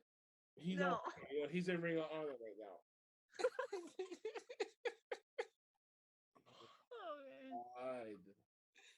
Yo, my brain's like mentally fried because of you, man. I gotta keep you on your toes, baby. Redeem is nuts. How about that? Shout out to Eddie Kingston. I gotta keep you on your toes, baby. No, Redeem is nuts. Okay, shout out to Eddie Kingston. As I said before. God damn it, man. Oh, God. Then we get Rhino being basically baptized again by Valiant by Design. God knows what's going on with this. Just, my God. Next, we get a bunkhouse brawl match that was actually pretty cool between Rick Swann and Carl Anderson, one half of the Good Brothers. Not pretty physical, and Carl Anderson was going to get this dub anyway, but Rick Swann, he definitely showed that he can still stay in his own too without Woody Mack being around. He's injured, kayfabe wise, covering all those. But stop squashing our black wrestlers. Thank you. Wait, does Rich Swann still look homeless? Yes. Yes, he still looks homeless, everyone. So Mickey James plans to show Deonna Purrazzo what she's made of and what hardcore country is all about in the promo. Rohit Raju is apologizing for a high knee strike that he did to Chelsea Green the previous week. I don't fucking get this, but he's questioning Matt Cardoza's manhood, apparently. He got no balls. But this match I can actually smile about. Chris Bay, the Finesse Club, excuse me. I gotta get one of those t-shirts, by the way, versus David Finlay, which it was a great match. And at the very end, Hikuleo. Yeah, Hikuleo. Thank you. Comes out and he beat the shit out of one person, and whoever the other person that was in the ring got Juice Robinson. Juice Robinson. Finn Juice. Thank you. Yeah, see? See, he hasn't been on TV in the last couple of weeks. That's why I can't forget his face. But yeah, Finn Juice gets squashed, and then that's gonna be leading up to the next pay-per-view, Bound for Glory. Yeah. September 18th. And it starts at 10 p.m. Oh my God, why so late? I don't know. Oh man, Mike over here fell asleep. Somebody wake up Mike. Why got the old icon? He fell asleep for Impact. Yo, bro. He's thinking the same thing I'm thinking. What the fuck? Impact's still on? reckless. The only They- thing that's keeping Impact relevant right now is the Good Brothers holding their tag team titles and Christian Cage jumping back and forth. That's the only thing that's keeping it relevant right now. next we got TJP going to make a bet with No Way Jose and Fala in some ghetto ass little fucking corner of a fucking room. Wait, No Way Jose's on Impact? Yes. he is. What the fuck? Yeah, he is. I Yes, he actually is, like bro. No Way Jose. it was a broke Carlito. Like, what the shark face? Yo, bro, he's wrecked right now. Well, he's fucking facial asses rushing right No way. Jose. Jose. And he came out with a Oh. similar gimmick, man. When he now. debuted. Oh my god. Yes. Oh my god. So so the fourth match was Petey Williams versus Steve Macklin. Pretty decent match. Steve Macklin gets the dub. Guess TJP had money on him, so he needed him to win. And he got his money back. So again, that's the reason why for all this. They give us the updated match card for Victory Road. Oh wait, it was Victory Road. Why am I saying Bound for Glory for? Is it Bound for Glory in October? Yeah, Mhm. I think so. Shar. Set me up for failure for that one. I can't keep up with all these pay-per-views. So is half of us. The main event was Moose with William Morrissey versus Eddie Edwards. Moose is kicking some serious fucking ass. I don't know why he hasn't gone wins. over to AEW yet with that door open. And he wins. Nevertheless, it hits with Him the and spear. Hobbs? Him versus Hobbs? That would be a good match. That would be a good match. Anyway, then afterwards, the participants exposing the 10-man tag team match all came out. They all came and done the spots and shit like that. And that's why I say AEW, contact us to do your shit. Yes, please. And Sammy Callahan ended up coming in within the glitch night and comes up with 2 baseball bats and passes off to Eddie Edwards, which I guess then they're working together. I don't know if I trust that. Because how long that's gonna last? Because coming up at the end of October at Sammy's indie show, it's gonna be him and Moxley against Eddie Edwards and Davey Richards. Ooh, See? At a show in Iowa. that might not last very long. I don't think so. Nah, I don't think so. But damn, at the very end, the babyface is standing tall in the middle of the ring, and that's how you end Impact. Mike, Thank get God. your camera back on, motherfucker. No, If you hey, if you ever give me the emoji cons again, I'll give you an emoji con my damn self. hang on. Let me And see it'll be which a one they flash got. Hold moon on. to the- It'd be a flash full moon to the damn screen. I can't believe Impact is still alive. Listen, it's hard to imagine too, but yes, they are still alive. Hey, I found one for Mav A donut. because he was eating them donuts earlier, and then I got another one for Edukes over there. Man, you gotta stay away from that shit, man. Cookie? Stay away from them cookies. What you got, crumbs all over you? Do I got one for me? All the No. food ones. What you talking about? Can we just move on to Friday, please, then? Yes. Yeah. Since y'all already done with Thursday, let's go into Friday. Put them fucking cookies See, away. look, I told you. I called Oh that man, shit. how y'all doing, man? How y'all doing? You having fun back there, Mike? Oh, I caught me a good nap just now, man. Oh, Hey, I told you, don't nobody know about no motherfucking. Yo. Don't nobody care about nobody's Impact. Hey, Mike fell asleep. I didn't Hey, even know Maverick. it still hey, existed. Maverick, two impact. Two impact made 2 kids of yours. Boom Get- and boom. That was it. Who? Boom and boom. Listen, at the end of the day, don't nobody know nothing about Impact. I didn't even know fucking Rich Swan wasn't even on that shit. I Hey, thought that Hey, motherfucker but was done. hey, but They coincidentally, cast over there right? too, dog. And no way, who? They cast. Big That's Cass where is the on big cast Impact. wrestles. Yeah. What? W Big Cass Morris. is on. W Get the Morris. fuck out of. You got Rich Swan, Big Cass, fucking You better get Braun Strowman. You better get Buddy Buddy Murphy. Buddy Murphy. Soon to be Strowman too. Who's next? The fucking Strowman. Kurt Angle's illegitimate son. Hornswoggle's there too, I think. Yeah, I think he's been there. Zack Ryder's over there. Matt Cardona. Matt Cardona, yeah. You can't Dukes. Get your head in the But game. the only crazy part is, Matt don't know about Matt Cardona. He got nobody's WWE name.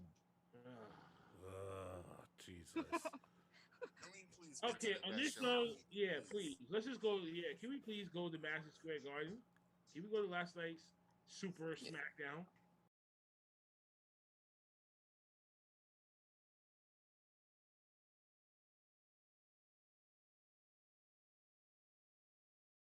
Ooh. Let's go.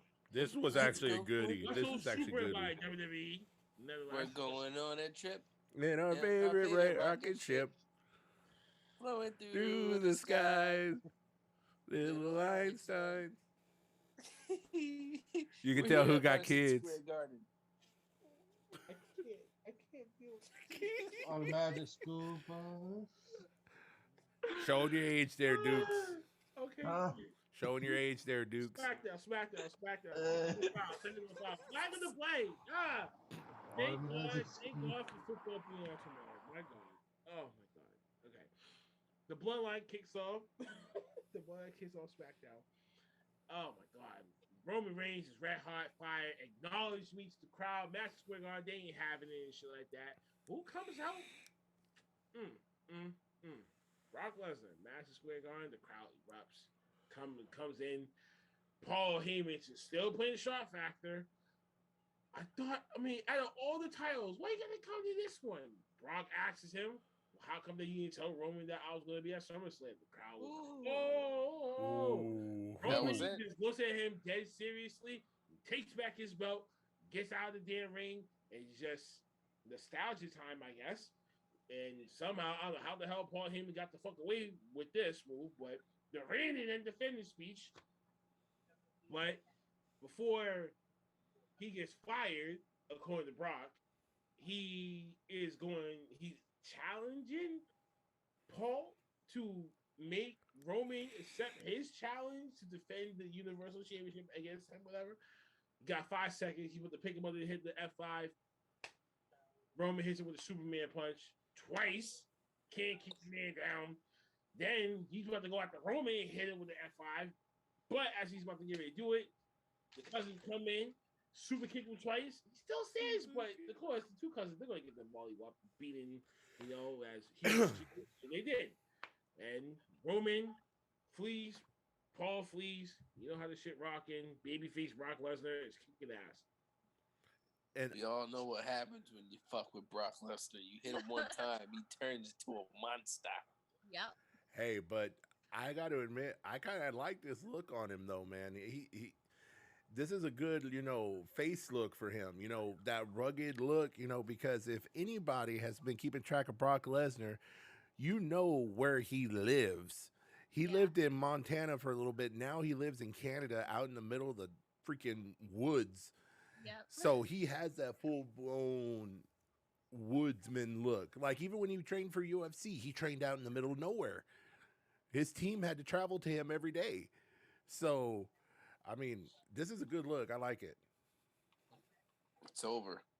So as this whole storyline progresses, now they go backstage, and Roman is still flamed up. I'll deal with him on my own time. But as for Paul, he's on the hot list. He's in that hot seat, man. This is the love triangle thing going on right now. What's going on with Paul? Whose panties is he about to rock? There's something about Paul. Oh no. There's something about Paul. Oh man. Next we get Big E, King Nakamura, Rick Boogs, the guitarist, the Mysterios, and the 5-on-5 match between Sami Zayn, Apollo Crews, Otis, and Dirty Dogs, which the babyfaces end up winning. But the highlight of that was not only Sami Zayn rocking a New York jersey, but he brings out Trey Young out of all fucking people. Vince McMahon broke out his checkbook for that one. And Trey Young coming out, the crowd was beating the shit out of him. Ugly. Can I just say that? And if y'all not basketball fans, y'all know what the hell that I'm talking about. Oh my god! Y'all are basketball fans, then y'all know why I was ready to come through the TV when he came on the screen. That motherfucker shut the Knicks down in the playoffs last season. Job and Tears podcast, Dirty Heels, all the podcasts that's out there in New York. This is why I was laughing at y'all when it came to y'all Knicks, because y'all got eliminated before my Celtics did. But on another note, that tag match was fucking boring to me. I'm sick of seeing the But that's why Mysterios. I'm trying to say the highlight of that match technically was when Trey Young came out. And on top of that, I don't want to see no more bullshit like that again. That was the worst part of SmackDown to me. The worst was that tag match. Oh, man. But that heat that they got for bringing him in, Effective. very effective. Vince McMahon broke out his bank book. Sami Zayn, the Milked heat it. he got for that. You can tell, man. That's when I was like, I was like, Vince McMahon had to pull out the checkbook. Number one, number two, Trey Young had to be somewhere near New York in order for him to even be there. No, I bet you money. Vince McMahon paid for him or sent the jet out to get him and then paid him big money to show up just to get that heat. I bet you. He wasn't. That is some Vince McMahon shit to do. No, it's kind of funny that AEW brought out Giannis. Now WWE want to try to bring out Trey Young. E Dukes, you still trying to sit on Tony Khan's lap or what? Oh, What's up with that? But here's what they want to say though. I'm gonna say this: if one bit for a whole Roman storyline, this whole SmackDown shit, there's two shits and a choice flush. Oh yeah. That's what Hey, you think? SmackDown this week was better. Was the top show this week? I don't care what anybody says. AEW was lackluster this week, and Wait this a is second. coming. Wait a second. Cyber, say that again. Say that first part you said one more time so Dukes can hear you correctly. I don't think he heard you. And for the people in the back. Listen, Linda. SmackDown was the top show of the week. AEW was lackluster. The honeymoon is over from All Out. Yep. Man, AEW was trash. I said it. It's trash. All right. Like I said, AEW was 3 out of 5 stars this week for They me. gave it 3 out of 5. I'm gonna give AEW a 2.5 out of 5. I'm only give it half. 2. Wow. Man, hold on. I'm actually gonna start working on something since I said Surprisingly, that about only EDU. because, like y'all said, the only highlight of the moment was technically CM Punk, which I felt like that led to my earlier argument about that, and where the fuck that's gonna be going. We already know, and I said this, and if this is a racially thing, and y'all don't disagree, y'all disagree with me, but I'm still standing on my word on that. I also still hate Ricky Starks. Done. Back to SmackDown. So, yeah. We're going to talk about that fire promo that Big E cut in the ring? I was trying to get to that before we even moved on. Came and went everywhere. That fire ass promo that Big E cut in the ring, he could be Monday Night Raw. You might never know. He could pop up in that title match that we're gonna have in Boston, and crowd might go on, might go litty. You might never fucking know, but the time is now. The time is now. Put the belt on him. The time is I think that now. the whole promo, what got me was him when he was just like, if It's you gonna got what happen I on need, Raw, I'm I'm telling coming you. at your neck. That one part right there in that promo. That tells me he watched All Out. Because I bet you anything he took that from the Eddie Kingston promo. Exactly. Why wouldn't he? Who wouldn't? It was good. No, That was it some should good be- shit. It should be inherent. That was some good No, shit. wait. He should have to take it from anywhere. It should be already in him because he knows he's black. He knows who the fuck that he is. He should be able to put that out there. But yo, I'm coming at your neck. I'm Big E. What's good? I mean, well, the second time he said it, when he said they're gonna feel power, that was Big E. But the coming at your neck, That was Eddie. I think he reached for his black card on that one. Yeah, he did. Okay, fine. I You know, mean, when like, I say, still like, have black- it. When I say black card, I mean like you know how like you can't say certain stuff No. as a black man on national no, TV. he pulled out. You know No, what I'm saying? man, he pulled out his ghetto pass. How about that? That's what I'm saying.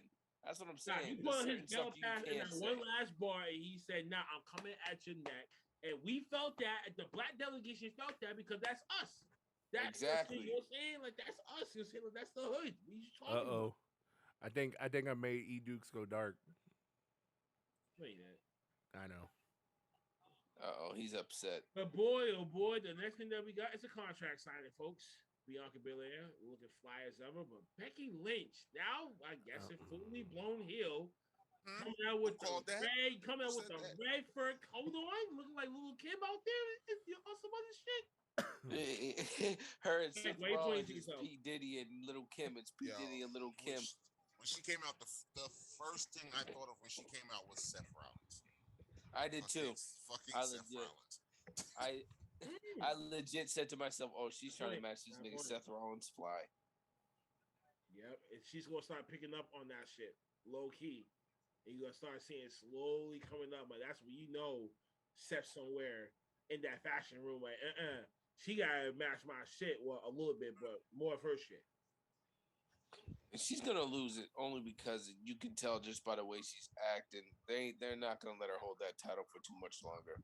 No. I can see Bianca, it. Go ahead. Bianca Belair's gonna win Bianca that is shit. over. Yeah. Did Yeah. you hear that crowd? Bianca, I told y'all last week, Bianca is over. Like, Oh, she really is. they don't need Becky right now because Bianca is over. They should Like, I hate they Bianca's should strong bring- enough to go up against Charlotte right now. Like, Yeah, they- I could believe that. And that could be a good match. And I hate to say it, I think Bianca is beyond Becky right now. mm-hmm. That's what he just said. Yeah. Thanks, Maverick. Thanks, Maverick. I did just say that, but Yeah. it's okay. I don't pay attention to Big Mike most of the time. It's all right. He don't hear me. He never hears me. Well, I mean, I'm sorry, half what? the time you talk about being the paper champ, so I mean, I don't think anyone really listens anymore. That's the problem. If y'all would just open your ears, I just spit facts all the time. That's all I do is spit facts. You still listen to lies too, motherfucker. Stop playing. I love this. I love this. That my shit's sticking. I love it. Because now you gotta get my black ass involved. Get the fuck out of here with that nonsense, man. Stop it. But- Once All in right, a I got while, you. Last 5 minutes of the podcast, I got you. So what I'm gonna say is, listen. I'm gonna give you credit where it's due, but there'll be other times though. I know that you be full of shit. I'm gonna say Like, is I be that smelling your what's shit gonna happen. in this one over here that's eating on my fucking television screen. And yes, I caught you too, Dukes. What I'm gonna say is I think it's gonna be Charlotte and Bianca at Survivor Series. It yep. better be too.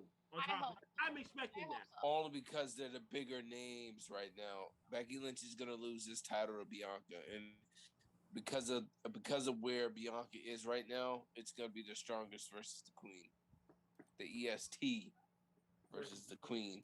And as much as I hate Charlotte Flair, it's what's gonna make the ratings go kabooey. Well, now Becky Lynch is a full blown heel now. Thank you, Lil. I mean, thank you. you see how she came out dressed? For the She's inspiration. just like Thank her you, Lil. husband, It's my a heel. Yeah. Just like her husband, a straight heel. Oh man.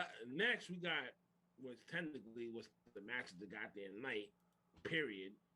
Seth Rollins, Edge Oh 2. my god. That really was the match of the night. I don't give a fuck. Now, Match that of match the was night. that match wasn't match of the night, but that match went on for I can't say too long because 2 matches got cut in Yeah. order for that match. to Oh, flow that's with what it. I want. That's what I want to get into at the end of this. At the end of the show. I hated the way like they ended it though. That match, the way it ended. Now, But you're- I liked the way it ended. I thought Edge oversold it. That no, was the problem. Like here was the thing. It was mad dramatic. Like it was one curb stomp. Like chill out, bro. Like you're not dead. Like No. What no, I'm saying, wait. I don't like the way that he kicked him, and then the motherfucker just got right back up. Like that's a fucking super kick to the chin, bro. exactly. Now like, wait. Now time out. Now hold on a second. Now, all right. Zelina Vega's match got cut. She has some fly ass fucking. Oh, I loved her gear. She Her has some gear Me looked too. amazing. as Naruto inspired outfit. Dope, great for that motion, but her shit got shaved because of that, and because And you could see how unhappy she is by her headband. Did you see that? It had the WWE logo on it and it was scratched through. I was like, she pissed. I don't blame her. I mean, would you be happy? I mean, shit, you're fighting the day before your father passed away, and this is In a New show York, that too. you. This In her is home- the in show her for home. you, and you're in Madison Square Garden. Come on now, as like I'd be I pissed. was going to No. What my problem with this is everyone is always criticizing AEW with how they handle their women's division. This is 2 weeks in a row. 2 weeks. No women's matches on SmackDown at all. We need to put. Yeah. We need to stop the hypocrisy about this, and wrong is wrong. They need to be called out for it. definitely. absolutely. I don't understand it. I don't understand it when literally you have Naomi sitting there. Like you could have ran this whole storyline with Naomi not getting a chance. You could have ran her and Selena out there real quick. You could have even had Selena squash Naomi for all that to keep the storyline going. But like, I want you like, what is the problem? It's Like, not acceptable. Like I want to strangle 1 whoever. week that is fine, but charging 2 this weeks in shit. a row. 2 weeks. I want to strangle whoever that is in charge of this whole Naomi booking situation, right? Because she just got over to SmackDown, and you haven't even got her on television. That That's really that's disgusting. She was literally on television just for like pick up 3 and get in the seconds. Bloodline faction. She needs to just turn heel, go with the Bloodline, rejuvenate your career that way, and make a fucking statement. And now But it's the about confidence to fucking do that. And they're not pulling the trigger with her. She hasn't even been on television in weeks before that. She was only on television for like 2 weeks trying to get a match, bro. She was on a minute for like a minute on TV for a minute. You can't do that to a caliber star like that. I'm sorry to say, but like You can't. a star like her only not because she's not, a Charlotte Flair or a Becky Lynch, but the motherfucker got talent. I would say, Yep. okay, because Charlotte arguably is in the Mount Rushmore. She's arguably the greatest of all time. Okay, she's not Charlotte. She is damn good. She is still easily one of the top 6 or 7 girls on that roster. Absolutely. I'm telling y'all, folks. Easily. She's the top on y'all, SmackDown. folks. She's easily top 5 on SmackDown. On SmackDown, she's the 4th best girl they have. It's And Bianca, but in all of Becky, Sasha, WWE, then Naomi. That's how that goes. and then but if we go all of WWE, she's easily top 10 right now. Easy. I agree. Easy. Like they to have don't somebody use her, like, sitting in it's- your background like that is sad. It Now, really is. And I say that I because got one word that can squash this whole thing right now. Racism. No. I'll probably think of the storyline. No, Dukes. No. I think I may have to agree That with is you not on this. inclined to this. Hmm? This is about wrestling fucking politics right here. But That's- you kind of take a look at it like this right now. That's probably a possibility of the storyline where she could probably join the bloodline. If we That's take a a look at story. how if we take a look at how Naomi's going right now, there's a possibility of head for that deeper, darker path that we all should definitely need to see. Top, scratch that glow shit, head to the darker shit, boom. We all agree that's where she should be going, but they're not pulling the trigger on it. And it makes you scratch your head. What the heck is going on here? And But She's on, the women's division itself. but she's on top, too black for the bloodline, bro. but his, Yes. wait, you talking about too black? She's If you dark get, Yep. skinned. if you get one, you have to keep on forgetting one simple thing. That don't mean shit. To You already Benjamin, take a it look- does. if To really the take a old look- white man that's paying their Yeah. paycheck, it does. It does to them. But if you really take a look at, this, Vince McMahon loves. There's two things Vince McMahon loves: Samoans And money. and big beefy motherfuckers, And money. and money as well. But Duh, of out of wrestlers wise, if, most likely Vince McMahon loves big beefy motherfuckers Keep going. and Samoans. So, what's one thing Naomi is married to? A Samoan. And one What? thing that What That's makes probably you the think- reason why she still has a job. That's probably just about it. That's probably the reason. That's the only reason why. That's the But- only reason why. but We you all won't know think she's for one- everybody knows she's talented, but it's because she's married to the Uso that she's still on TV. But you think for 1 second that why not? And Roman will sit there and be like this, yo, let me have her. Let me have the opportunity. But do you think he's saying that? All right. We never know. We It could don't probably know. it could probably a possibility be a slow, something slow to the point where she actually can be that one that we all want her to be. Or Excuse. this what really could be happening right now is this is just a thought process I just thought of. She might be low key turning heel already, and she's just finally just gonna flip and be like, "Yo, give me my fucking match," That won't surprise me either. and she'll just go crazy and go take a match, and then that's how she comes into the bloodline. I'm not totally sold on that one. Like, you're not gonna just do it overnight. They're gonna do it on television to let the fans know, like, yo, she's on the dark side now. That's what I'm It's- saying. That's what's gonna happen. She's Yeah, gonna you go can do it on dark side one television, day. though, but you know what I'm saying? But it's gonna be like, oh my god, they gonna be finally turning heel. That type of shock factor moment. That would be just minimal. All right, I'll put it like this: how Naomi's gonna turn heel. It's not like how it's gonna be like how the Usos turned heel back in 2017 when they went against American Alpha. That's the type of heel turn I could see happening. Like how after a match, she gets real sick and tired of it. Let's go have it. And eventually they go berserk. Whoever it is. And eventually they go berserk. She can go berserk.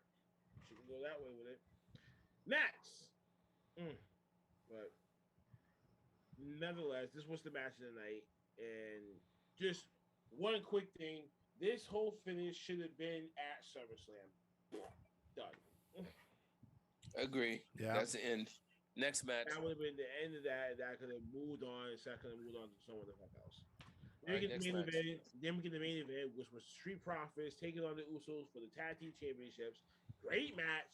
Ends up in a DQ because Roman Reigns comes in to disrupt the match and kick their ass. And you get the Demon King. He's in, he made his return. And eventually have a standoff, and now there's a Demon King's been officially being announced for Extreme Rules. Can I just say what I really was But hoping? after the cameras went off, John Cena comes out. And What? they have a match. Yeah. He had like a dark match after the show went off the air. Yes. Can I just say what I really thought was gonna happen was Brock Lesnar was gonna come back out, fuck Finn Balor up, and be like, "Nah, I'm next." Mm. I wish that would have happened. Wouldn't have been I can surprising. tell you this right now. If Roman Reigns completely destroys the Demon King He's at out of it. Extreme Rules, He's out of Finn it. Balor's walking. He is I out of I it. wouldn't blame him. Finn Balor's walking, and I can tell you this: he's walking straight to AEW. I hate to say it, He is. but he's going to walk straight to AEW.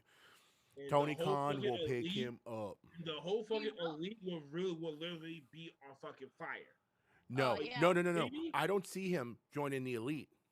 I see the original Bullet Club showing up, and That would then be he pretty being with them, because he was the one who started it all. Mm-hmm. Battle Club. True. You don't really think that's gonna happen? I don't know. Any Yeah, amount of maybe. money. Any Yeah, amount of maybe. money. That's bro. money though. That's money for Impact. That's money for AEW.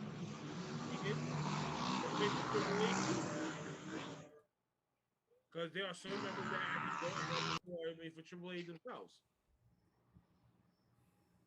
What's All right, who's out there riding a dirt bike? Oh, I had to mute it as soon as I heard it. I was like, sorry, bud. But imagine the civil war between the Balor Club and the Elite.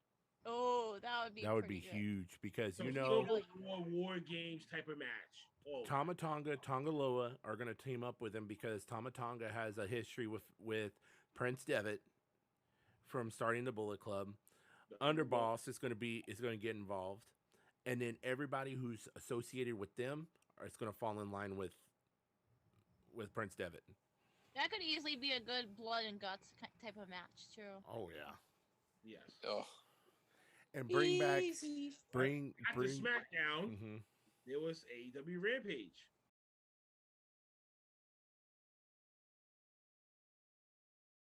It's time. But we get this match, which I got a lot to say about this. The Andrade El Idolo defeats Pac in the opening action because Chavo getting involved and helping them out. But after the match, there been some confusion going on, and Andrade eventually. fucks him up.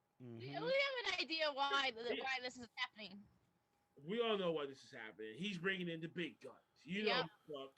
Ric Flair's about to walk in, And be his high manager. profile at AEW, woo, as his manager. Mm-hmm. Of course.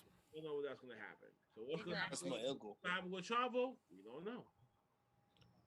That's my uncle, Ric Flair. That's my uncle. No, You know what? The one group I could see Chavo Guerrero managing would be Penta and Ray Phoenix. Yeah, I could see that. Maybe. Oh, look at Dukes. He's like, I don't think he needs to manage anybody, to be honest with you.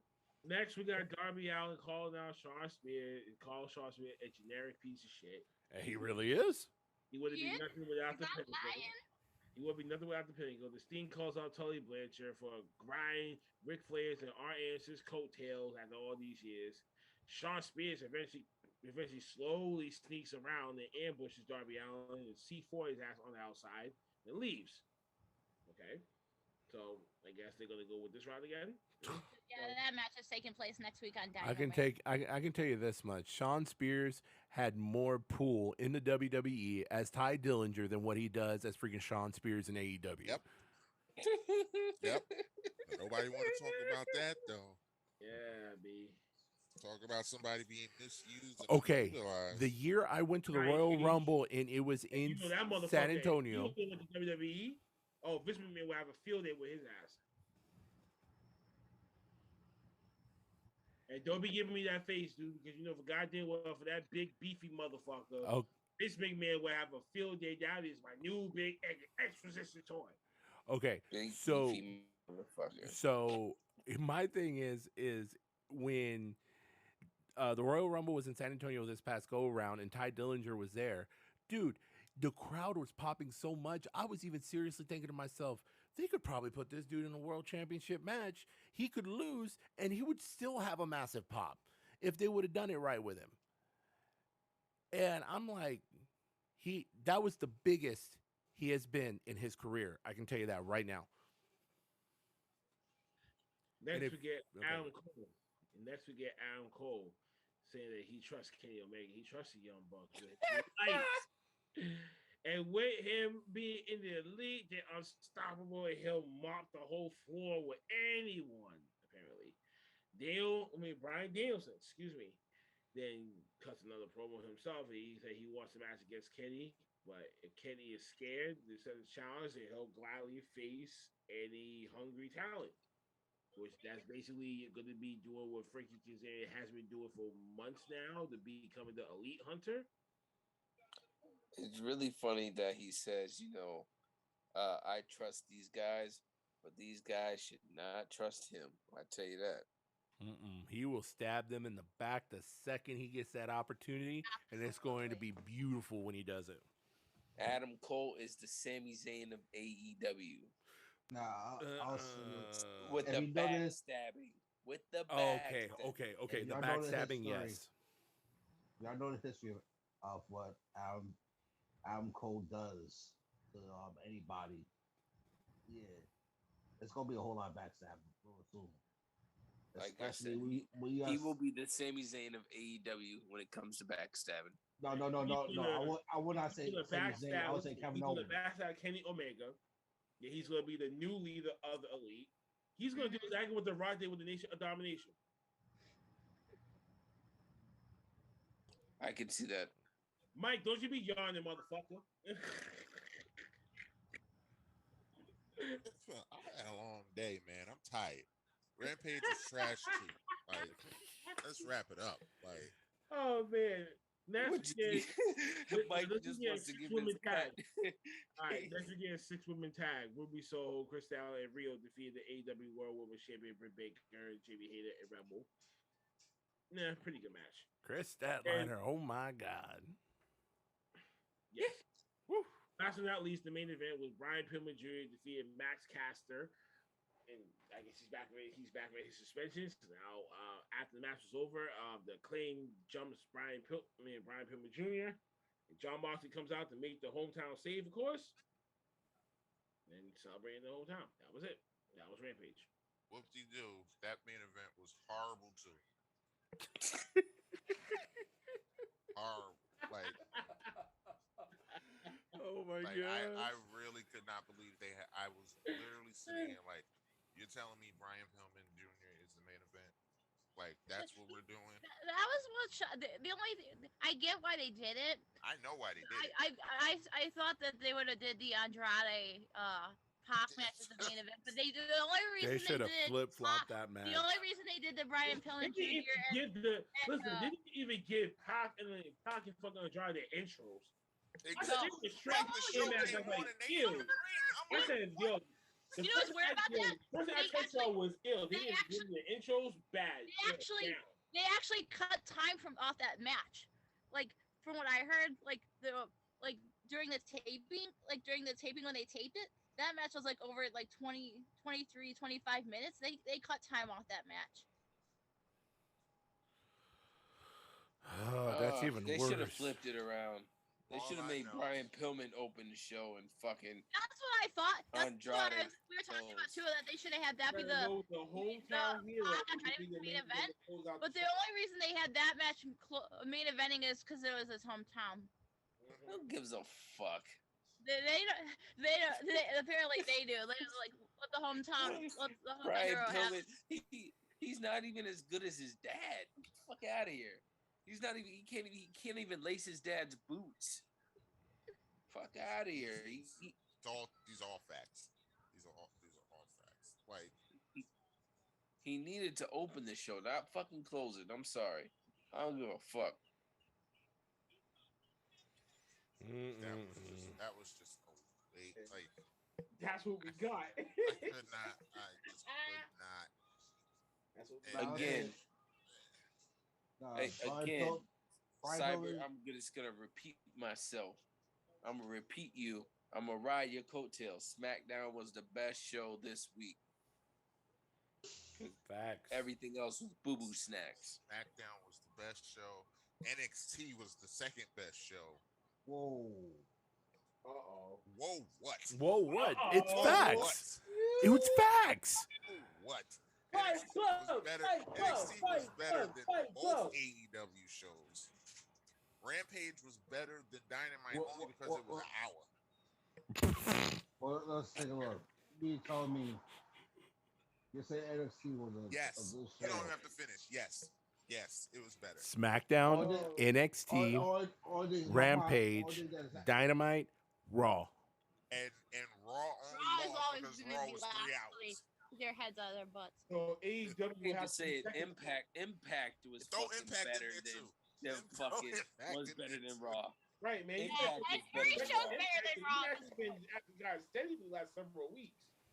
So you better put Impact some actual respect because they actually kept certain things in order and they actually been building up stories over there at least. They just don't I'm have just saying, TV I yet don't to even get watch. anything I out didn't even there. watch Impact, and I know it was better than Raw. Everything's better than Raw at this point. I mean, Nah, but you can even And know that. and No, it's- listen, wait. Time out. For the same person that said earlier that he didn't even know that Impact even still exists. You piece of Damn right. piece of shit. Come on, it has Rich Swann and No Way Jose. That's it. That's all they need. Star power. That's all they need to be better than Hey, Raw. listen, no, they have talent over there. They just don't have a fucking TV deal. yeah, exactly. And then that small bullshit access TV, like who the fuck even has access? I know. I don't either. That's my point. Wait, People have doesn't TNT. People have USA Network in their cable homes and shit like that. You know, what I'm saying? USA is You like can't it's like access that. USA is like Fox and Channel 7 and Channel 5. It just comes with your network. Yeah, exactly.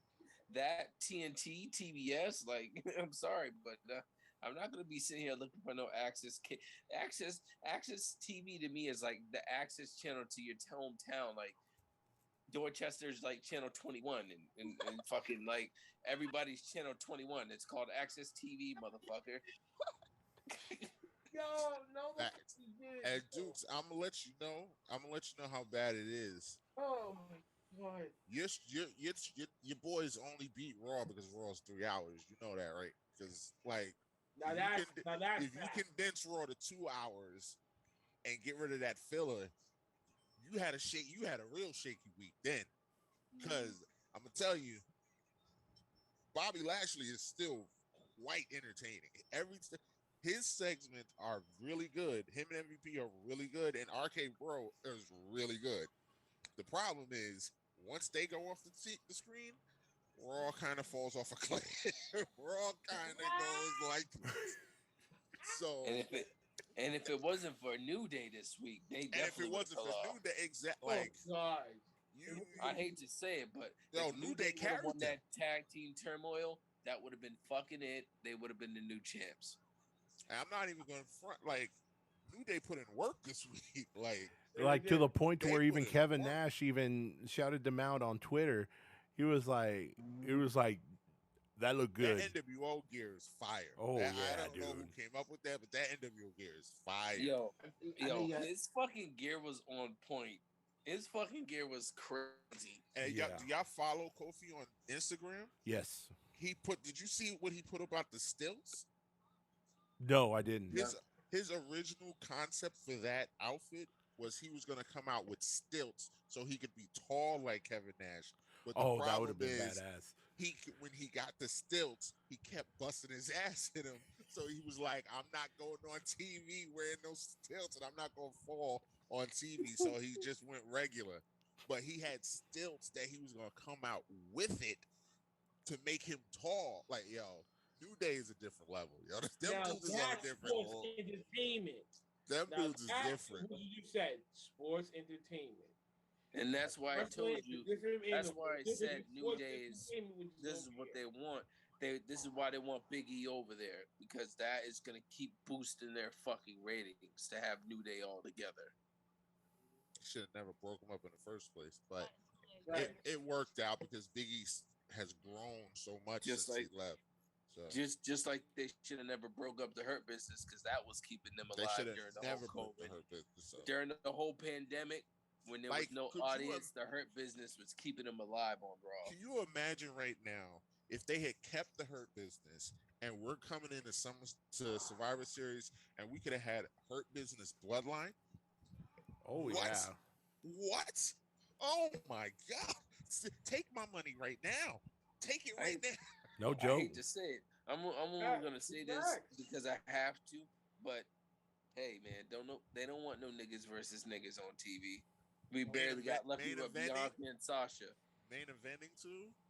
Yeah, we got lucky with Sasha and Bianca, and they only did that because of what the hell's happening on TV right now with all this black people dying and shit. But they don't want no niggas on TV. Excuse my language. Damn Alright. it! You said a bad word. Yeah, that word's not allowed on these streets. It's not. But They don't want, Man, oh, her God, business shit. bloodline. Come on, man. Come on. It's that would not. have been tell you, trust it's me, that not would have hard, been great. man. That would have been great. No BS. But again, they don't want that happening. Like they don't want nobody running their show anymore. They don't want nobody that that's running their main event slots. They don't want to do that. I mean, they are want their we- good old boys on TV. And tell me we're not all low key very excited for Lashley and Roman to go head to head because I'm already looking forward to that because I that think- is going to be that's gonna be some intense. I'm- Paul Heyman and MVP going at it on the mic. Ooh. Oh, I don't know. Depending on how this whole Money in the Bank thing plays I out, know, man. Big E's gonna I could ruin see- my dreams. Big I E's could see Big E cashing in on Bobby Lashley, winning, and then going against Roman. Come on, the Big New E's gonna Day, ruin my dreams. I know. the New I know. Day, going against the Bloodline. Oh my God. Oh. Can you imagine the funny crap coming out of that? Oh. No. You know what's gonna happen. No. This is what's gonna happen. All right, Big E's gonna come. He's gonna take the title from Bobby Lashley. New Day's gonna win the tag team titles. Bloodline versus New Day. Yeah. I- No. That would make sense though. That would make sense. No. Yeah, that would really make sense. I know, but no. No, listen. Yes. New Day and Yes. Usos can fight 85 times. I'm gonna sit here and watch it 85 Because times. they put on a great match, the Usos and New Day, every time they fight. Yep. Listen. And finally, listen, you can get Big E that taught me that rub to be that top star on another brand now if you have it facing Roman. As a But no, champion of the no, last- no. And plus, hold on. Right. Plus, look what would happen if Big E wins the World Heavyweight Championship on Raw. That's going to kick On up the the- ratings. It's going to help their ratings. And it's the New Day. Yeah. This motherfucker that got up, And down, they down. are there Got to enough cash ratings out. for them already. Got enough ratings for them already. And So they what are, and they are their cash cows too as a group. and you know something what's gonna big- happen? They're gonna be like, yo, we gotta give Kofi and Xavier the tag titles, just because our ratings just went up. All of this Let's is make him go even higher. extremely- All of this can happen because we all know what tomorrow is. Tomorrow starts football, which means Monday Night Football is coming back, which means Raw is going to take another punch in the gut because Yes. And football. and we already know it's the first week, so ain't nobody watching Raw on Monday No. except for us. Except fools y'all that's gonna going. be there. I mean, my DVR is Yeah, set, we're but I'm gonna watching be there in football. person. I'm watching on my phone.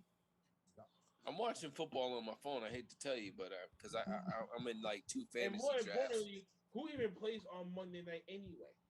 The Ravens and the Ravens. The Ravens. Lamar Jackson. Yeah, Versus like the Derek rate. Carr? Yeah. It's gonna listen. The Ravens are important right now. To who? This is important right now. To who? I got Lamar on my fantasy draft. So It's yeah. important because we need to see how good they're gonna look How on could the we- East when they for playoff time. You know, because they don't I'm have no more running concerned back. about how Matt Jones is going to look in Week 1 against the Dolphins. Fuck Matty Jones. Why didn't we Yo, do an that's OTTR what- fantasy football league? Wait, Ooh. why didn't we Why- do that? Why didn't we do that? I don't know. Why did I mean, we can still do it. Yeah. Is it too late to draft? No. Not on Well, ESPN. Oh, yeah, that's right. We could do ESPN. I'm down. I Oh, did yeah, not. No. We're gonna have to take this off screen. We got to take this offline. we have a- We have to take this offline. Anyways, All right, hey, we just want to let's give do our our best let's do our sign outs and stay on Zoom. Stop recording and then we can talk about it at the same time. Can I wrap up the Yeah.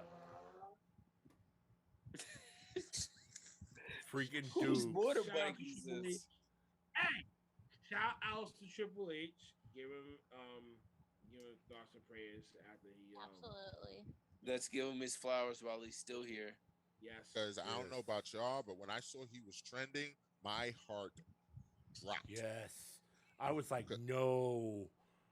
I literally said I cannot lose a childhood star. I can't. No, I'm not no. ready. I'm not ready for No. that. I No, can't because do you that. know what?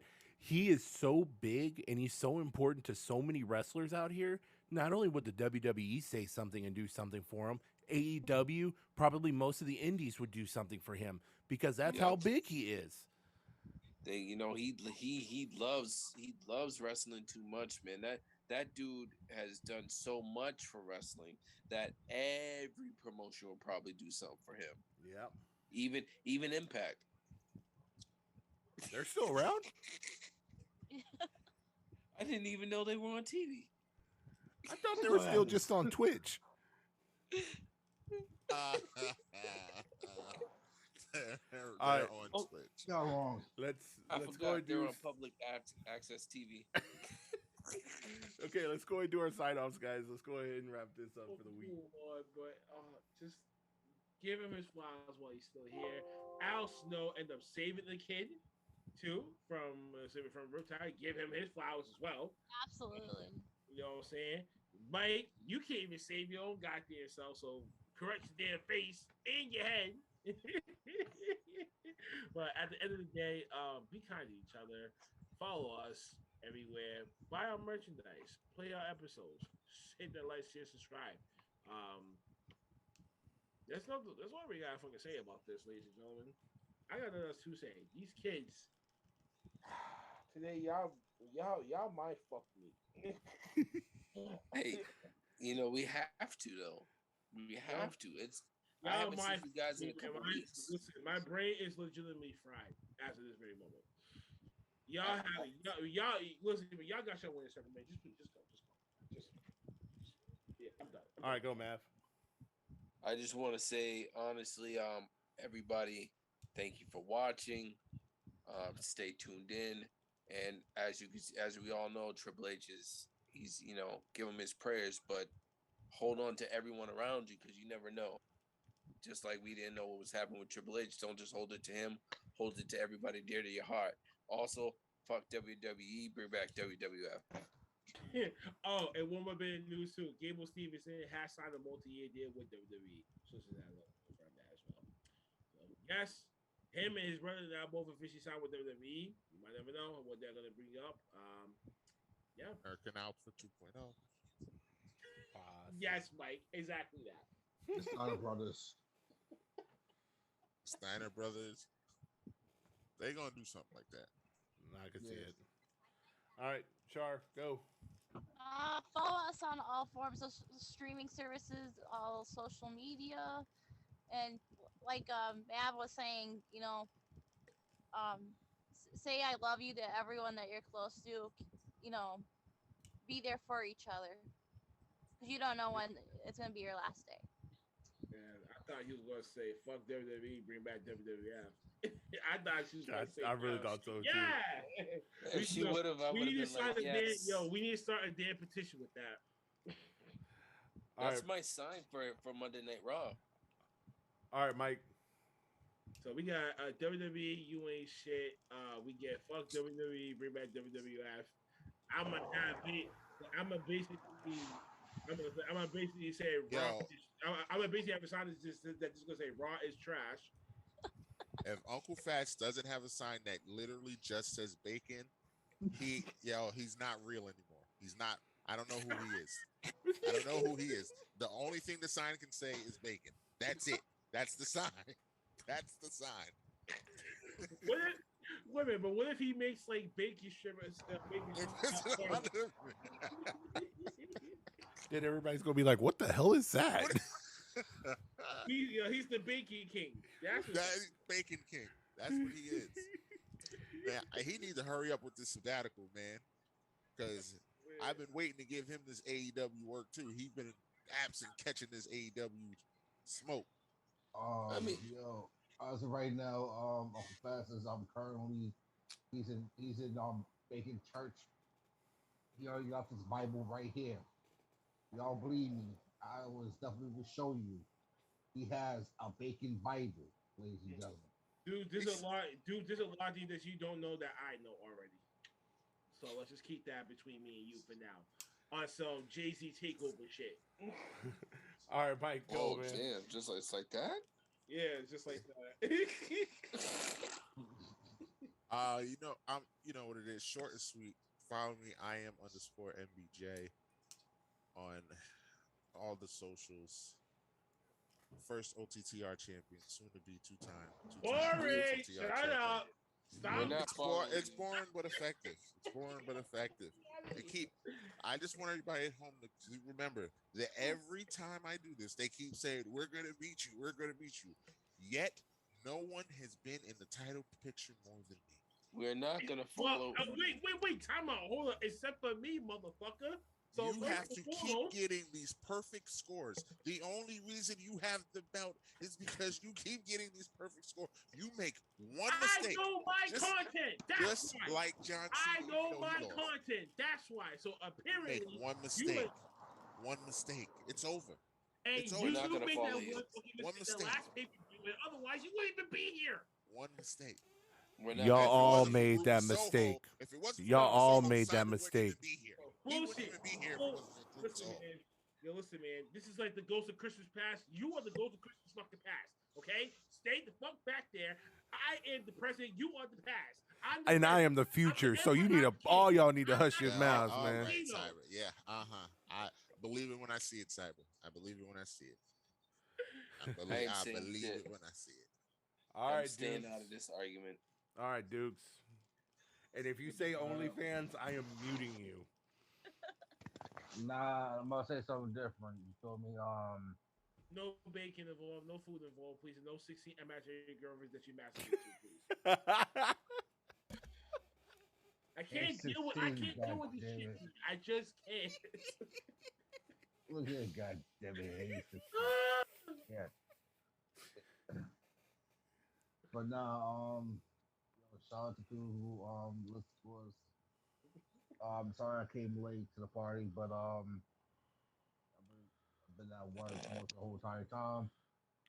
But you know what? Buy our merch. I was about buy a couple coming soon. Big stuff. You know what?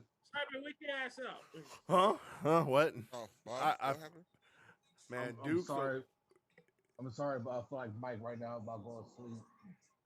And oh yeah, fuck WWE. You ain't shit. There it is. There it is. I was waiting for that.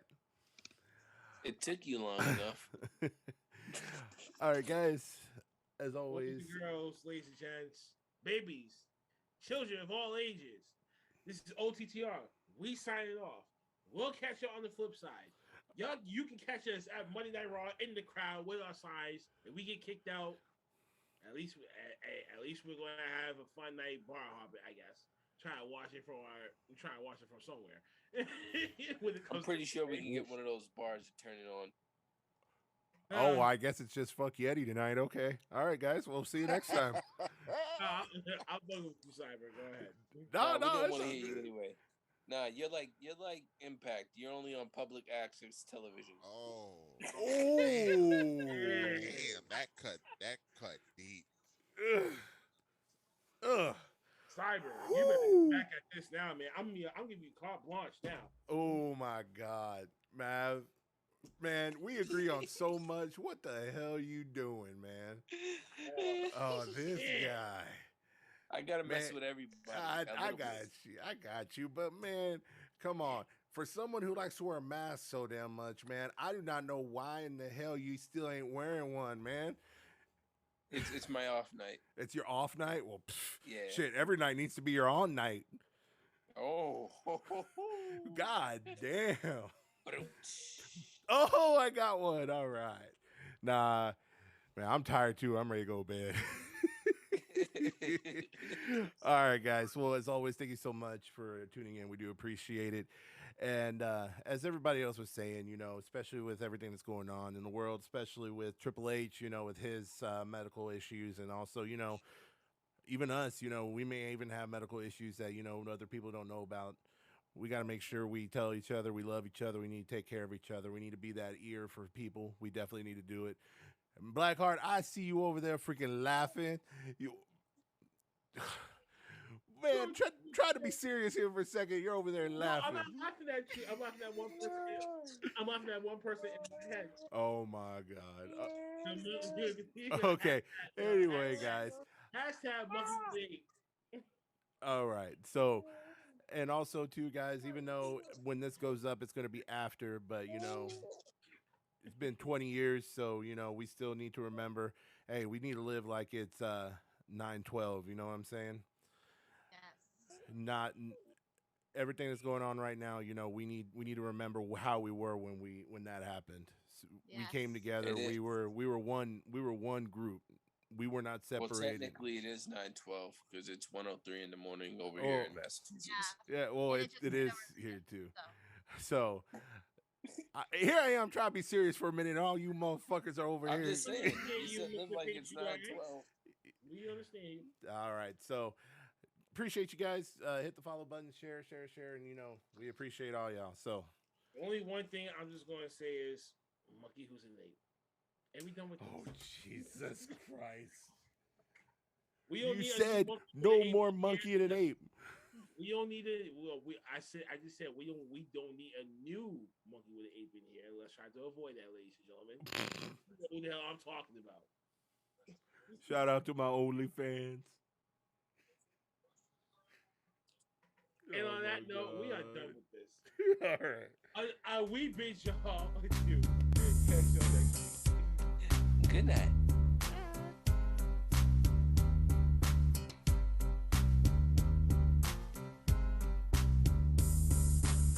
So you're back on the